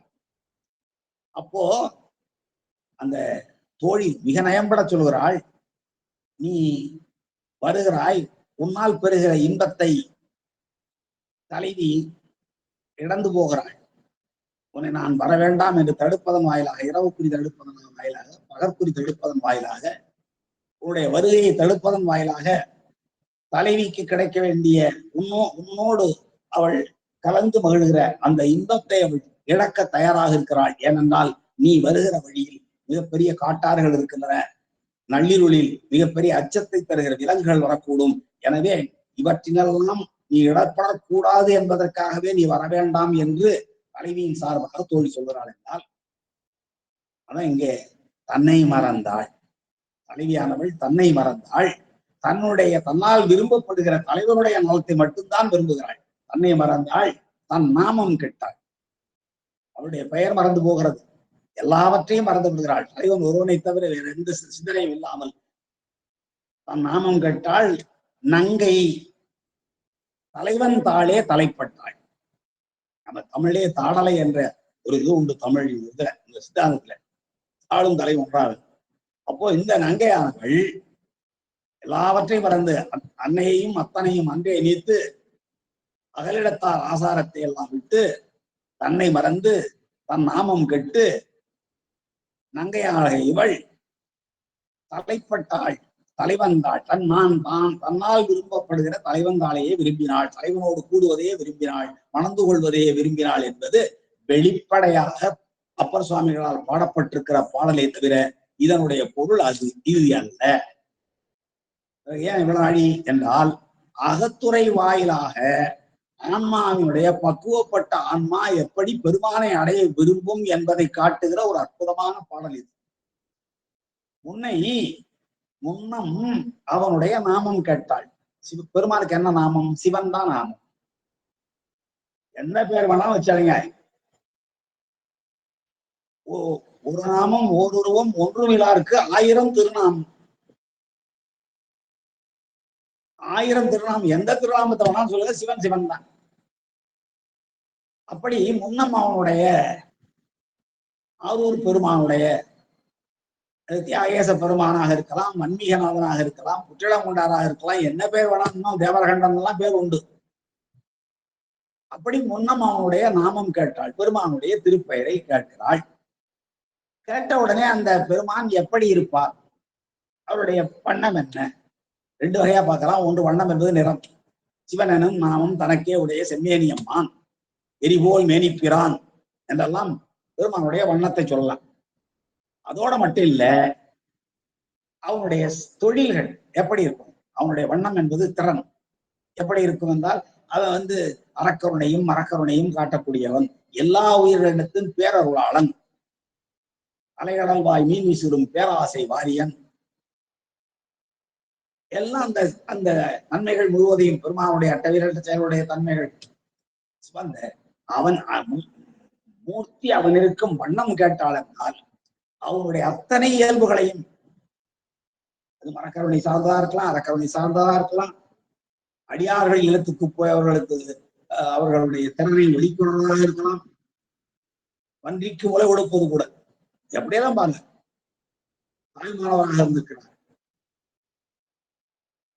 திருச்சியில ஆற்றில் வெள்ளம் பெருக தன்னுடைய மகளுக்கு பிரசவம் பார்க்க வருகிற தாய் வர முடியாத நிலையில் தாயாக வருகிறான் பெருமான். எல்லா நிலையையும் யோசித்து பார்க்கிறான். ஆனா மூர்த்தி அவன் இருக்கும் வண்ணம் கேட்டால் இவ்வளவையும் கேள்விப்படுகிறாள். அதுக்கு பிறகுதான் அவனுடைய ஊர் என்ன, பின்னை அவனுடைய ஆரூர் கேட்டாள். அப்ப பெருமான் ஆரூர்ல மட்டும்தான் இருக்கிறாரா என்றால், ஆரூர் என்றால் ஆறுதல் என்றால் நிறைதல் என்பது பொருள். ஆரூர் என்றால் எல்லாம் நிறைந்திருக்கிற ஊர் என்பது பொருள். பெருமான் இருக்கிற இடம்தான் எல்லாம் நிறைந்திருக்கிற இடம். ஆறுதல் நிறைதல். ஆரூர் என்றால் எல்லாம் நிறைந்த ஊர். என்னை அவனுடைய ஆரூர் கேட்டால் அதுக்கு பிறகுதான் அவனுக்கு பிச்சியாள். அவனை தவிர வேற யார்? இப்ப இந்த இடத்துல நாம் பெண்ணை சொல்லல. ஒரு ஆன்மா என்ன செய்கிறது? ஒரு ஆன்மா பக்குவப்பட்ட ஆன்மாவாக இருக்க வேண்டும். சாதாரண ஆன்மாக்களை பற்றி கவலை இல்லை. பரிபக்குவம் வருகிறது அல்லவா, இருவிரிப்பு மனபரிபாகம் எல்லாம் பட்டு வருகிற அந்த ஆன்மா இருக்கிறது அல்லவா, அப்படிப்பட்ட பக்குவ நிலையில் இருக்கிற ஒரு ஆன்மா அவனுடைய நாமம் என்ன என்று கேட்கிறது. இவனை பன்னார் அழைப்பொழியான் என்று எதிர்ப்படும் என்று நம்புகிறது. இவன் இதை பன்னாள் அழியான் என்று எதிர்ப்படும். இறைவனே வந்துடுறான். அது அந்த பக்குவப்பட்ட ஆன்மாவினுடைய நிலை. அதான் முன்னம் அவனுடைய நாமம் கேட்டால் மூர்த்தி அவன் இருக்கும் வண்ணம் கேட்டால் என்பது பெருமானுடைய நிறம் மட்டும் அல்ல, பெருமானுடைய அத்தனை செயல்கள். 8 குணங்கள். 8 குணங்கள் என்று சொல்வதே உபசாரம். பகவன் என்பதற்கு 6 குணங்கள் சொல்வார்கள். என் குணத்தான் தாளை வணங்கா தலைன்னு சொல்வார்கள். அப்போ எல்லாவற்றையும் நீங்க முதல்ல திருக்குறள் அந்த முதல் அதிகாரத்தை எடுத்து வச்சுங்க. அதுல இந்த உலகம் ஆதியையும் பகவனையும் முதற்றாக உடையது. அவன் மலர் விசை ஏகினான், நண்பர்களுடைய மனமாகிய தாமரையில் விரைந்து சென்று ஏகினான், தனக்கு ஓமி இல்லாதவன், அறவாழி அந்தவன், கோளில் பொடியில் குணமில்லை என் குணத்தான், பொருள் சேர் புகழ் புரிந்தவன் என்றெல்லாம் அவனுடைய நிலைமைகளை எல்லாம் கேட்கிறது. அதான் மூர்த்தி அவன் இருக்கும் வண்ணம் கேட்பது பக்குவான்மா. கேட்டதுக்கு பிறகு அவன் எந்த ஊர்? பொதுவாக நம்ம ஒரு பாட்டுல பார்த்துக்கிறோம். திருவம்பாவைன்னு ஒரு நூல்ல எல்லாரும் நன்றாக இருந்த பாடல். என திருவாசகத்தை எல்லாரும் முற்றுவதல் செய்து கொண்டே இருக்கிறார்கள். முற்றுவதல் செய்யாத குழுவே இல்லை, எல்லா குழுவும் முற்றுவதல் செய்யறது. அதுல பாதாளம் ஏழினங்கள் சொற்கழிவு பாதமலர் போதார் முடிவும் எல்லா பொருள்முடிவை வேலை உருவாகும் திருமேனி ஒன்றல்லன் வேத முதல் முன்னோரும் மண்ணும் தொதித்தாலும் போத உதவா ஒரு தோழம் தொண்டர். ஒரு தோழம், தோழம்னா கோடிக்கணக்கில் உள்ள தொண்டர்கள் இருக்கிறாங்களாம். தோழம் என்று ஒரு எண்ணு பெயர். ஒரு தோழன் தொண்டர் உடன் என்று சில புத்தகத்தில் இருக்கும். அதன் சிறப்பானது ஒரு தோழம் தொண்டர் உடன் அப்படின்னு சொல்லிட்டு, கோதில் குலத்தரந்தன் கோயில் பிணா பிள்ளைகள் ஏதவன் ஊர் ஏதவன் பேர் யாருற்றார் அறையலார் ஏதவனை பாடும் பரிசு. ஏதவன் ஊர் என்ன யாரை பார்த்து கேட்கறாங்க? கோயில்ல பணி செய்து கொண்டிருக்கிற பிணா பிள்ளைகள், அந்த பெண் பிள்ளைகளை பார்த்து. ஏனென்றால் எப்பொழுதும் அவர்கள் சிவாலயத்தை விட்டு வெளியே வரமாட்டார்கள். சிவனுக்கே தொண்டு செய்து கொண்டிருக்கிறவர்கள். எனவே அவர்களை பார்த்து ஏதவன் ஊர் ஏதவன் பேர் யார் உற்றார், பெருமானுக்கு யாரெல்லாம் உறவினர்கள், யார் அயலார், ஏதவனை பாடும் பரிசு, அவனை பாடுகின்ற தன்மை என்ன என்றெல்லாம் வந்து கேட்டு தெரிந்து கொள்கிறார்கள். அதை போல இங்கேயும் பின்னை அவனுடைய நாமம் கேட்டால், பின்னை அவனுடைய ஆவூர் கேட்டாள், பெயர்த்தும் மிளவும் உழவும் தெரிந்து கொண்டிருக்க பெயர்ப்பவும் பெயர்த்தும் அவனுக்கே பிச்சியானால் ஆன்மாவானது சிவத்தை அடைவதை தவிர வேறு நமக்கு இடம் இல்லை என்று அப்படி ஒரு பைத்தியன் இத்தேறிய நிலை. இது சிவத்தை அடைவதை தவிர அவனுடைய வாழ்க்கையில் வேறு குறிக்கோள் இல்லை என்ற உயர்ந்த நிலையை அந்த ஆன்மா அடைகிறது. அப்போது அன்னையையும் மத்தனையும் அன்றே நீத்தாளன்னா, நான் எனது என்ற பற்று, இது என்னுடைய வீடு, என்னுடைய மனை, என்னுடைய பொருள், எல்லாவற்றையும் இழந்து விடுகிறது. என்றால் பெருமான் ஒன்றுதான் அது தேவை. அன்னையையும் அத்தனையும் அன்றே நீத்தாள். அந்த ஆன்மா எப்பொழுது அப்படிப்பட்ட ஒரு பக்குவ நிலை அடைகிறதோ அப்பொழுதே வேண்டுதல் வேண்டாமை இலான் அடி சேர்ந்தார்க்கு யாண்டும் விடும் பெயரை என்ற உணர்வை பெற்று எப்படி பெருமான் வேண்டுதல் இல்லாதவனோ வேண்டாமை இல்லாதவனோ அதை போலவே இந்த ஆன்மாவும் துன்பமில்லாமல் வாழ்வதற்கு ஒரே வழி வேண்டுதல் வேண்டாமையை நான் விரும்ப ரெண்டையும் விட்டொழிக்க வேண்டும் என்று அகங்கார மமகாரங்களை விட்டொழிக்கிறது. அன்னையையும் அத்தனையும் என்றால் இங்கே ஆன்மாவுக்கு அன்னை அத்தன் என்பது வேற. இந்த அகங்கார மமகாரங்கள் யான் எனது என்ற நினைவுகள் எல்லாவற்றையும் விட்டு விடுகிறது. அகந்தாள் அகலிடத்தார் அசாரத்த உலகம் என்னெல்லாம் சிவ வழிபாட்டுக்கு சொல்லுகிற ஆசாரம் இருக்கிறதோ அவற்றையெல்லாம் தாண்டி தன்னை மறந்தாள். இந்த ஆன்மா தன்னை மறந்து விடுகிறது. தன் நாமம் கெட்டாள். நாமம் கெடுகிறது. சீவன் என்னும் நாமம் போய் சிவன் என்னும் தன்மை அடைகிறது. எல்லாம் சிவமாகிறது. அப்போ சிவன் என்ற நாமம் அது வரைக்கும் இருக்கிறது. ஆன்மா இவ்வளவும் அடைந்ததற்கு பிறகு அது சிவமாகி விடுகிறது. சிவமாம் தன்மை அடைகிறது. எல்லாம் முன்னாடியே படிப்படியாக பாசனிக்கம் பெற்று சிவப்பேரை எய்துகிற நிலை வருகிற பொழுது தன் நாமம் கெட்டாள் என்று அந்த ஆன்மா சொல்கிறார்.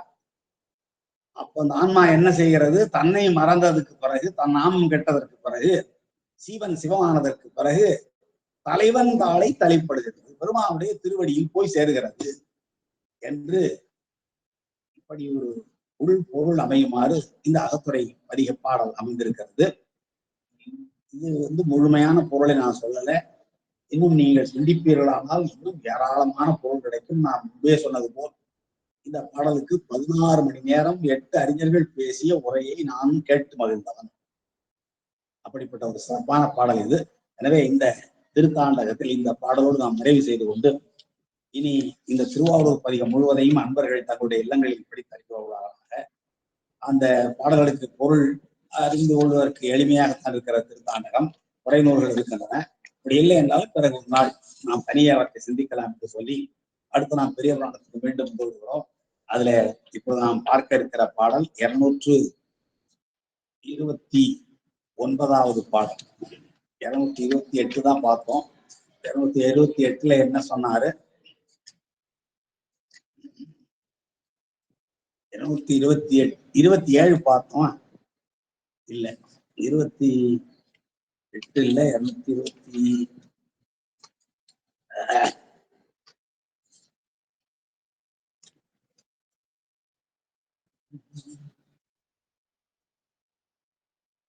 29 பார்த்தாச்சு.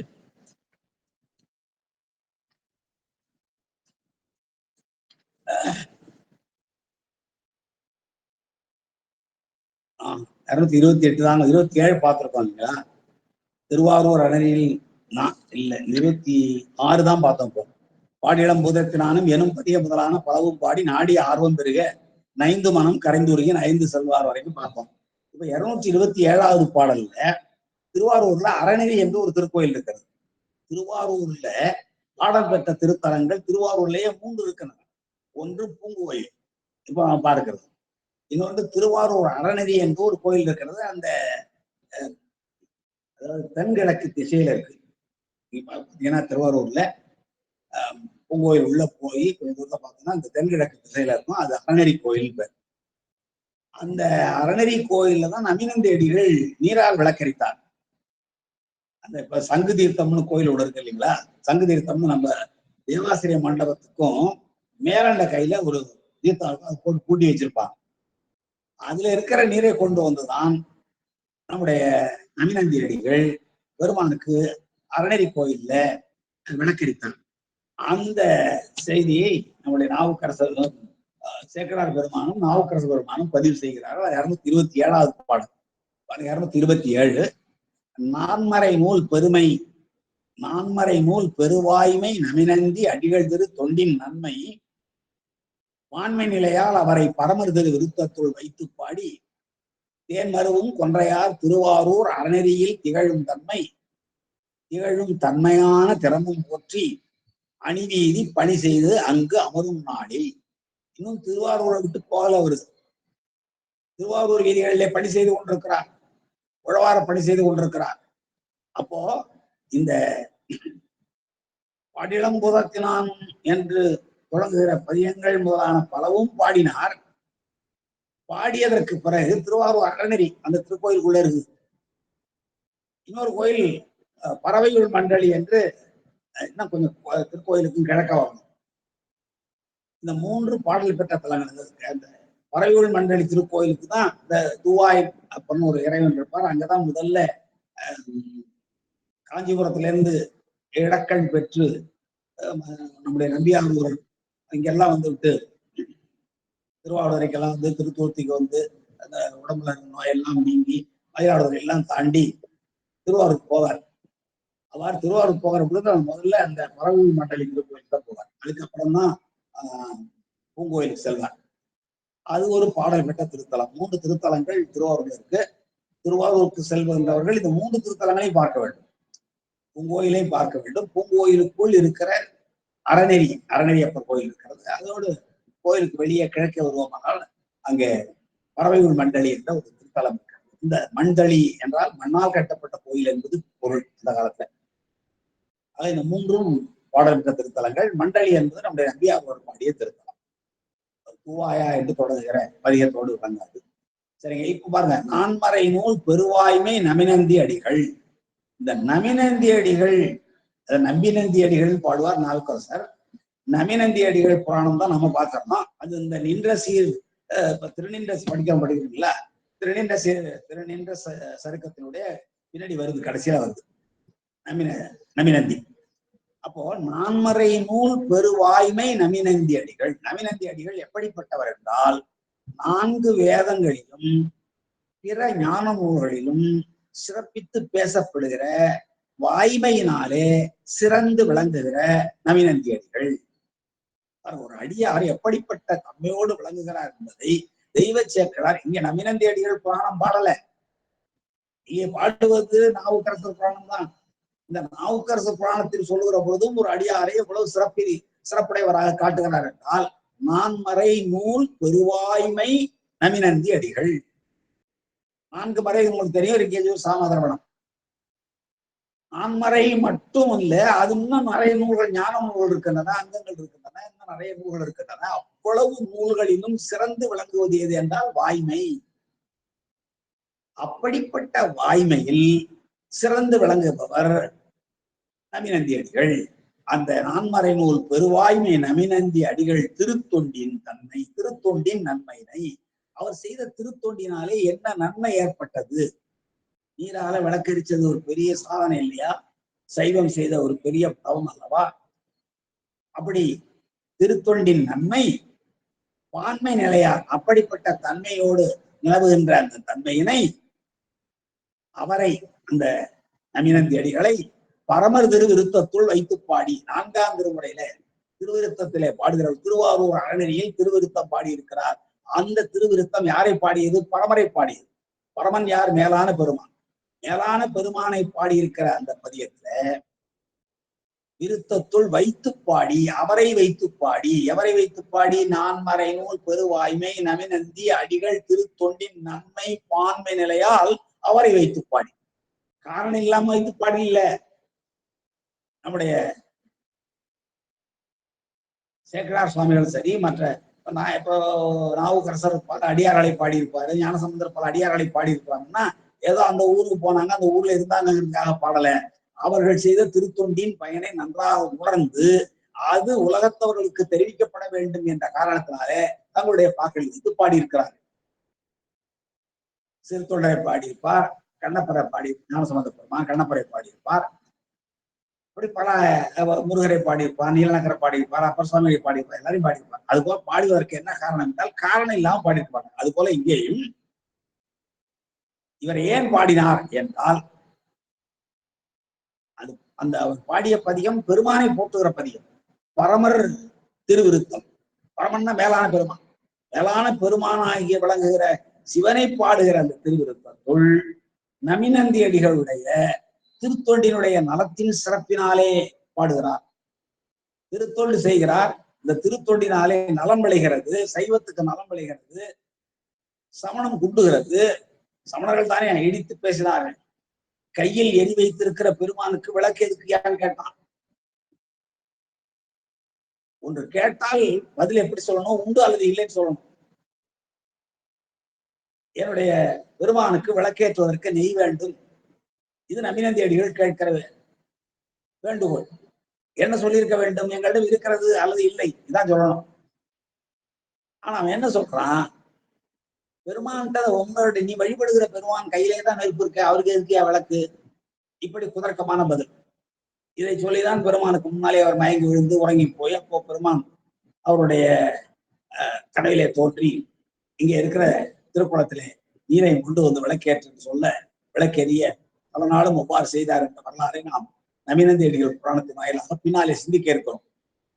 அப்போ நான்மறை நூல் பெருவாய்மை நவீனந்தி அடிகள் வேதங்களிலும் வேதம் போன்ற ஞான நூல்களிலும் சிறப்பித்து சொல்லப்படுகிற வாய்மையினாலே சிறந்து விளங்குகின்ற நவீனந்தி அடிகளுடைய தோண்டினாலே ஏற்படுகிற நன்மை, அந்த நன்மையினுடைய தன்மைகளை எல்லாம் விளக்கி பரமரை பாடுகின்ற அந்த பதிகத்தோடு வைத்து பாடி தேன்மருவும் கொன்றையார் திருவாரூர் அறநெறியில் திகழும் தன்மை, அதோடு மட்டுமல்லாமல் அந்த திருவாரூர் அறநெறியிலே எழுந்தொழி இருக்கிற பெருமானுடைய தன்மைகளையும் பாடுகிறார். தேன்மருவும் கொன்றையார், கொன்றை மலர் அணிந்திருக்கிறவன் பெருமான். மருவுதல் என்றால் பொருந்துதல், தேன் மருவுதல் என்றால் தேன் ஒழுகின்ற தேன் பொருந்தி இருக்கின்ற அப்படிப்பட்ட அருமையான புதுமையான அண்டலர்ந்த நாள்மலர் ஆகிய கொன்றை மலரை அணிந்திருக்கின்ற பெருமானாகிய அந்த இறைவனுடைய பெருமானுடைய திருவாரூர் அறநெறியில் எழுந்தோடு இருக்கிற பெருமானுடைய விளக்கமான தன்மைகளை எல்லாம் அவருடைய திறங்களை எல்லாம் போற்றி அந்த பதிகம் முழுவதையும் படிச்சாதான் அவர் என்ன திறங்களை போற்றி இருக்கிறார் என்று அறிய முடியும். போற்றி அணிவீதி பணி செய்து அங்கு அமரும் நாளில் திருவாரூர்ல இருக்கிற அழகான வீதிகளிலே திருப்பணி செய்து திருத்தொண்டு செய்து அவர் அங்கே அமர்கின்ற நாள் விரும்பி எழுந்தவர்கள் இருக்கின்ற காலங்களில் பாட்டு முடிஞ்சிருச்சு, நம்ம கருத்து முடியல. அவ்வாறு காலங்களில் அடுத்த பாட்டு பாத்துருங்க.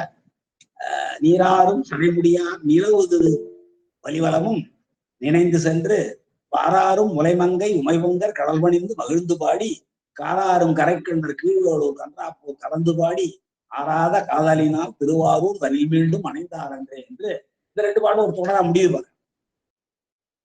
இந்த பணி செய்து அங்கு அமரும் நாளில் திருவாரூரில் வீதிகளில் திருத்தொண்டு செய்து அந்த திருவாரூரில் விரும்பி எழுந்தருள் இருக்கின்ற காலத்தில் நாவுக்கரசர் திருவாரூரை மையமாக வைத்துக் கொண்டு திருவாரூருக்கு அண்மையில் இருக்கிற சில தலங்களுக்கு சென்று வழிபாடு செய்துவிட்டு அங்கே இருக்கிற பெருமானை பாடிவிட்டு அங்கேயும் திருத்தொண்டு செய்துவிட்டு மீண்டும் திருவாரூருக்கே வந்து விடுகிறார். அதான் இந்த 228வது பாடல் பாருங்க. நீராறும் சடைமுடியார். சிவனை எப்படியெல்லாம் பெரிய புராணத்திலே சிவனுக்கு பெருமான் எப்படியெல்லாம் சேக்கரார் சுவாமிகள் அடையாளம் காட்டுகிறார் என்று பார்த்தால் இங்கே நீராறும் சடைமுடியார். ஆறுதல் என்றால் நிறைதல் நான் சொன்னேன். வினை அவன் இருக்கும் ஆரூர் கேட்டாள். ஆரூர் என்றால் எல்லாம் நிறைந்த ஊர்னு அர்த்தம். இன்னொரு பொருள் அத்திமரங்கள் அடர்ந்த ஊர் என்று ஒரு பொருள் உண்டு. ஆறும் நிற்கும் அரசு நிற்கும் என்று ஒரு பாடல் வரும். அப்ப நீராறும் சடை முடியாது. சிவபெருமானை சொல்கிற பொழுது சடை மிக இன்றியமையாத ஒன்று. அது கூட பார்த்தோம். அதாவது சிவமாம் தன்மையோடு விளங்குவது சடை என்று ஒரு குறிப்பு உண்டு. அதுதான் சைவ வேடம் என்று சொல்றார் ஞானசம்பந்த பெருமான் திருமுது குன்றத்திலே பாடுகிற பொழுது. பெருமானுடைய தலையில் இருக்கிற கொன்றையும் பிற அணிகலன்களையும் கொண்டு விளங்குகிற அந்த சதாமுடிதான் சைவ வேடம். அந்த சைவ வேடத்தை வழிபாடு செய்கின்ற தவமுடையவர்கள் பெருமானிடமிருந்து நான்மறை ஆரங்கங்களை கேட்டுக்கொண்டார்கள் என்று சொல்லி அந்த ஆலமரத்தின் கீழிருந்து பெருமான் உபதேசம் செய்கின்ற செய்தியை சொல்லுகிற பொழுது அந்த பெருமானுடைய சைவ வேடத்தை நினைந்து வழிபாடு செய்வதனால் நம்முடைய ஐம்புலங்களும் எல்லாம் அழிந்து போகும். ஐம்புல சேட்டைகள் எல்லாம் அழிந்ததற்கு பிறகு நாம் உயர்ந்த நிலையை பக்குவ நிலையை பெறுவோம். அப்பொழுது பெருமான் நமக்கு இந்த அறமுதலானவற்றை உபதேசிப்பார் என்று சொல்வது போல ஒரு பாடல் இருக்கிறது திருமுது குன்றத்துல. சுடிந்த கங்கைன்னு ஆரம்பிக்கும் திருமுது குன்றத்தில் பாடல் பாருங்க. சுடிந்த கங்கை என்று அப்புறம் பிறைச்சந்திரன் சவாமுடி எல்லாம் தொடர்ந்து சொல்லப்படுகிற ஒரு அருமையான பாடல். அதை நண்பர்கள் படித்தரு சுவைப்பாடலாக. அப்போ இங்கே நீராறும் சடை முடியாருங்கிறாங்க. நீர் நிறைந்த சடை நீர்ங்க கங்கை. கங்கை நிறைந்திருக்கிற சடைமுடியார் அவர் நிலவு திரு வலிவலம். அவர் நிலவுகின்ற, அவர் விளங்குகின்ற, தோற்றம் அளிக்கின்ற, விளக்கமாக திகழ்கின்ற, அருள்பாலிக்கின்ற திரு வலிவலம். வலிவலம்னு அவன் தெரியும் இருக்கும். திருவாரூர் கண்மையில் இருக்கிறது. பிடியது முழுமை பாடுவன எல்லாரும்.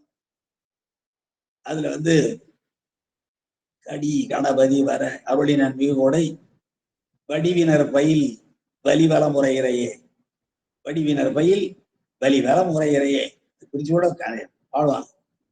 அப்போ கொடையாளர்கள் பலர் வாழ்ந்த ஊர் அந்த ஊர். விநாயகப் பெருமானை தந்ததனாலே மட்டும் சிறப்புன்னு சொல்லல. விடியதும் உருவுமே குடமிய கரியது வடிவோடு தனதடி வழிபடும் அவரிடம்.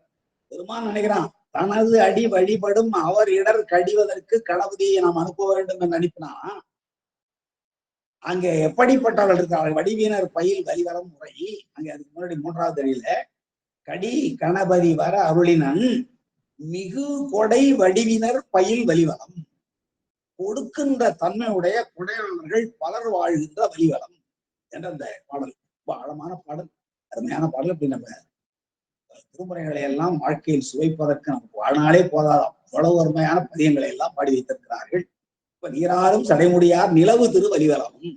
சடைமுடியை உடையவராகிய கங்கையாற்றை சடாமுடியிலே கொண்டிருக்கிற பெருமான் எழுந்தொழி இருக்கிற விளக்கமாக தோன்றுகிற திருவலிவலம் வலிவலமும் நினைந்து சென்று அங்கே போக வேண்டும், பெருமானை வழிபாடு செய்ய வேண்டும் என்று நினைத்து கொண்டு அங்கே செல்கிறார். நினைந்து சென்று, என்ன நினைவுதானே செயலுக்கு விதை. செயலுக்கு விதை நினைவு. எண்ணம் தான் செயலுக்கு விதை. எண்ணம் தூய்மையானால் விளைவு நன்றாக இருக்கும். எண்ணம் தூய்மையானால் விளைவு மோசமாகும். அப்போ இவருடைய நினைவு நீராறும் சடைமுடியாராகிய பெருமானை வழிபாடு செய்ய வேண்டும் என்று நினைந்து போகிறார். நினைப்பவர் மனம் கோயிலா கொள்வார். யாரெல்லாம் தன்னை நினைக்கிறார்களோ அவருடைய மனத்தை கோயிலாக ஏற்றுக்கொண்டு குடியிருப்போம் நம்முடைய பெருமான். அப்படி நினைந்து சென்று வாராரும் உலைமங்கை உமைபங்கர் கடல் பணிந்து மகிழ்ந்து பாடி அங்க மகிழ்ந்து பாடுகிறார். வலிவலத்துல யார பாடுறாரு? வாராரும் உலைமங்கை உமைபங்கர், கச்சணிந்த தனபாரங்களை உடைய உமையம்மையை தன்னுடைய பாகமாக கொண்டிருக்கிற பெருமானுடைய கடல் பணிந்து, ஈரக்கடல் அணிந்த திருவடிகளை பணிந்து மகிழ்ந்து பாடி, அந்த பணிந்ததனாலே ஏற்படுகிற உணர்வு மகிழ்தல். பணிதல் காரணம், மகிழ்தல் காரியம். காரண காரியம் இல்லாத சித்தாந்தம் இல்லை. மகிழ்ந்து பாடிய ஏன் பாடுறாருன்னா மகிழ்ச்சி காரணம், பாடுவது காரியம். ஒண்ணு பாருங்க, உமைபங்கர் கடல் பணிகிறார். கடல் பணிவது காரணம், அதனால் ஏற்படுகிற காரியம் மகிழ்ச்சி. மகிழ்ச்சி காரணம், அதனால் ஏற்படுகிற காரியம் பாடுவது. மகிழ்ந்து பாடி காராரும் கரைக்கண்டர் கீழ்வேளூர். அடுத்த பக்கத்துல கீழ்வேளூர் இருக்கு. கீவளூர்னு சொல்லுவாங்க. கேடிலியப்பன் சாமி பேரு. சாமி பேரை பாருங்க, கேடிலியப்பன். தன்னை நம்பி வருகின்ற ஆன்மாக்களினுடைய கேடுகளை எல்லாம் இல்லையாக செய்கின்ற அப்பன். கேடிலியப்பன்னா பெருமான்கிட்ட கேடு இல்ல அப்படிலாம் பொருள் இல்லை. தன்னை நாடி தன்னை வழிபாடு செய்து தன்னை போற்றி தன்னை வணங்குகிற அடியார்களுடைய கேடுகளை இல்லையாக செய்கின்ற பெருமான் கேடிலியப்பன். அதுபோல காராரும் கரைக்கண்டர் கீழ்வேளூர். காராரும்னா கருமை நிறைந்த, ஆறுதல் என்றால் நிறைதல். கார்னா கருமை. நஞ்சு உண்ட கண்டம் திருநீல கண்டம். அந்த திருநீல கண்டத்தினாலே அது அந்த கரை கண்டம் இருக்கிறது. கரைக்கண்டம்னு இங்க ஒரு ஊரே இருக்கிறது. சாமி பேர்ல ஊர் இருக்கு, கரைக்கண்டம். காராரும் கரைக்கண்டர் எழுந்தருளி இருக்கிற கீழ்வேளூர். அப்புறம் கன்றாப்பூர், அருமையான தலம். கன்றாப்பூர் என்பது ஒரு வைஷ்ணவ பெண், சைவ மதத்தை சார்ந்த, சைவ சமயத்தை சார்ந்த பெண்ணுக்கு வைஷ்ணவ இல்லத்திலே மனம் முடிக்க பெற்று அவள் மாட்டுத்தொழுவத்திலே இருந்த அந்த ஆப்பையை வழிபாடு செய்தால் கன்றாப்பூர். நல்ல அருமையான தல வரலாறு. அந்த கன்றாப்பூர் கலந்து பாடி, காராரும் கரைக்கண்டர் கீழ்வேளூரும் கன்றாப்பூரும் கலந்து பாடி, அங்க எல்லாம் மனம் கலந்து, மனம் மொழி மெய்யெல்லாம் கலந்து. கலந்து பாடினா என்ன பொருள்? மூன்றும் முக்கரணங்களும் ஒன்று சேர பாடி ஆறாத காதலினார். அப்பெல்லாம் அவருக்கு மனசு அதோட நிறைவடையில. போதும் என்ற மனம் வரல. மற்றதெல்லாம் போதும் என்ற மனம் வந்துருச்சு. அவருக்கு பொன் வேண்டாம், பொன் வேண்டும், பொருள் வேண்டும், இன்பம் வேண்டும், ஐம்புல இன்பங்கள் வேண்டும் என்ற உணர்வுகள் எல்லாம் இல்லை. ஆனால் பெருமானை வழிபாடு செய்து கொண்டே இருக்க வேண்டும் என்ற ஆசை மட்டும் போகல. அதான் ஆறாத காதலினால் மீண்டும் திருவாரூர் தனி மீண்டும் மறுபடியும் தியாகேச பெருமானையும் புற்றிடம் கொண்டாரையும் வழிபாடு செய்ய வேண்டும் என்ற ஆறாத காதலினால் எல்லாம் கொள்ள வேண்டும். ஆறாத காதலினால் திருவாரூர் தனி மீண்டும் அணைந்தார் என்றே மீண்டும் திருவாரூருக்கு வந்துடுறார். இங்க இருந்து திருவாரூர்ல இருந்து போறாரு, வலிவலம் போகிறார், நினைந்து செல்கிறார், பெருமானை நினைந்து செல்கிறார். அங்கே உமைபங்கனுடைய கடலை படுகிறார், மகிழ்கிறார், மகிழ்ச்சியின் விளைவாக பாடுகிறார். பாடியதற்கு பிறகு கீழ்வேலூர் வருகிறார். இதெல்லாம் திருவாரூர் கண்மையில் இருக்கிற தலங்கள். கீழ்வாரூர் வந்ததற்கு பிறகு கன்றாப்பூர் வருகிறார். இங்கெல்லாம் பெருமானை தன்னுடைய முக்கரண சுத்தியோடு கலந்து பாடியதற்கு பிறகு திருவாரூர் பெருமான் நினைவுற அவர் எடுத்துக்கொண்ட தீராத காதலினாலே, நிறைவு பெறாத காதலினாலே, மனம் முழுமையடையாத காதலினாலே திருவாரூரில் மீண்டும் அணைந்தார் அன்றே என்பது அசைநிலை பொருளிலே அணைந்தார், வந்து சேர்ந்தார். அவ்வாறு வந்து சேர்ந்தவர் இந்த பாடல்ல என்ன பண்றாரு? அடுத்த பாடல்ல அந்த திருவிருத்தத்தோடு வைத்து பாடினார் அல்லவா,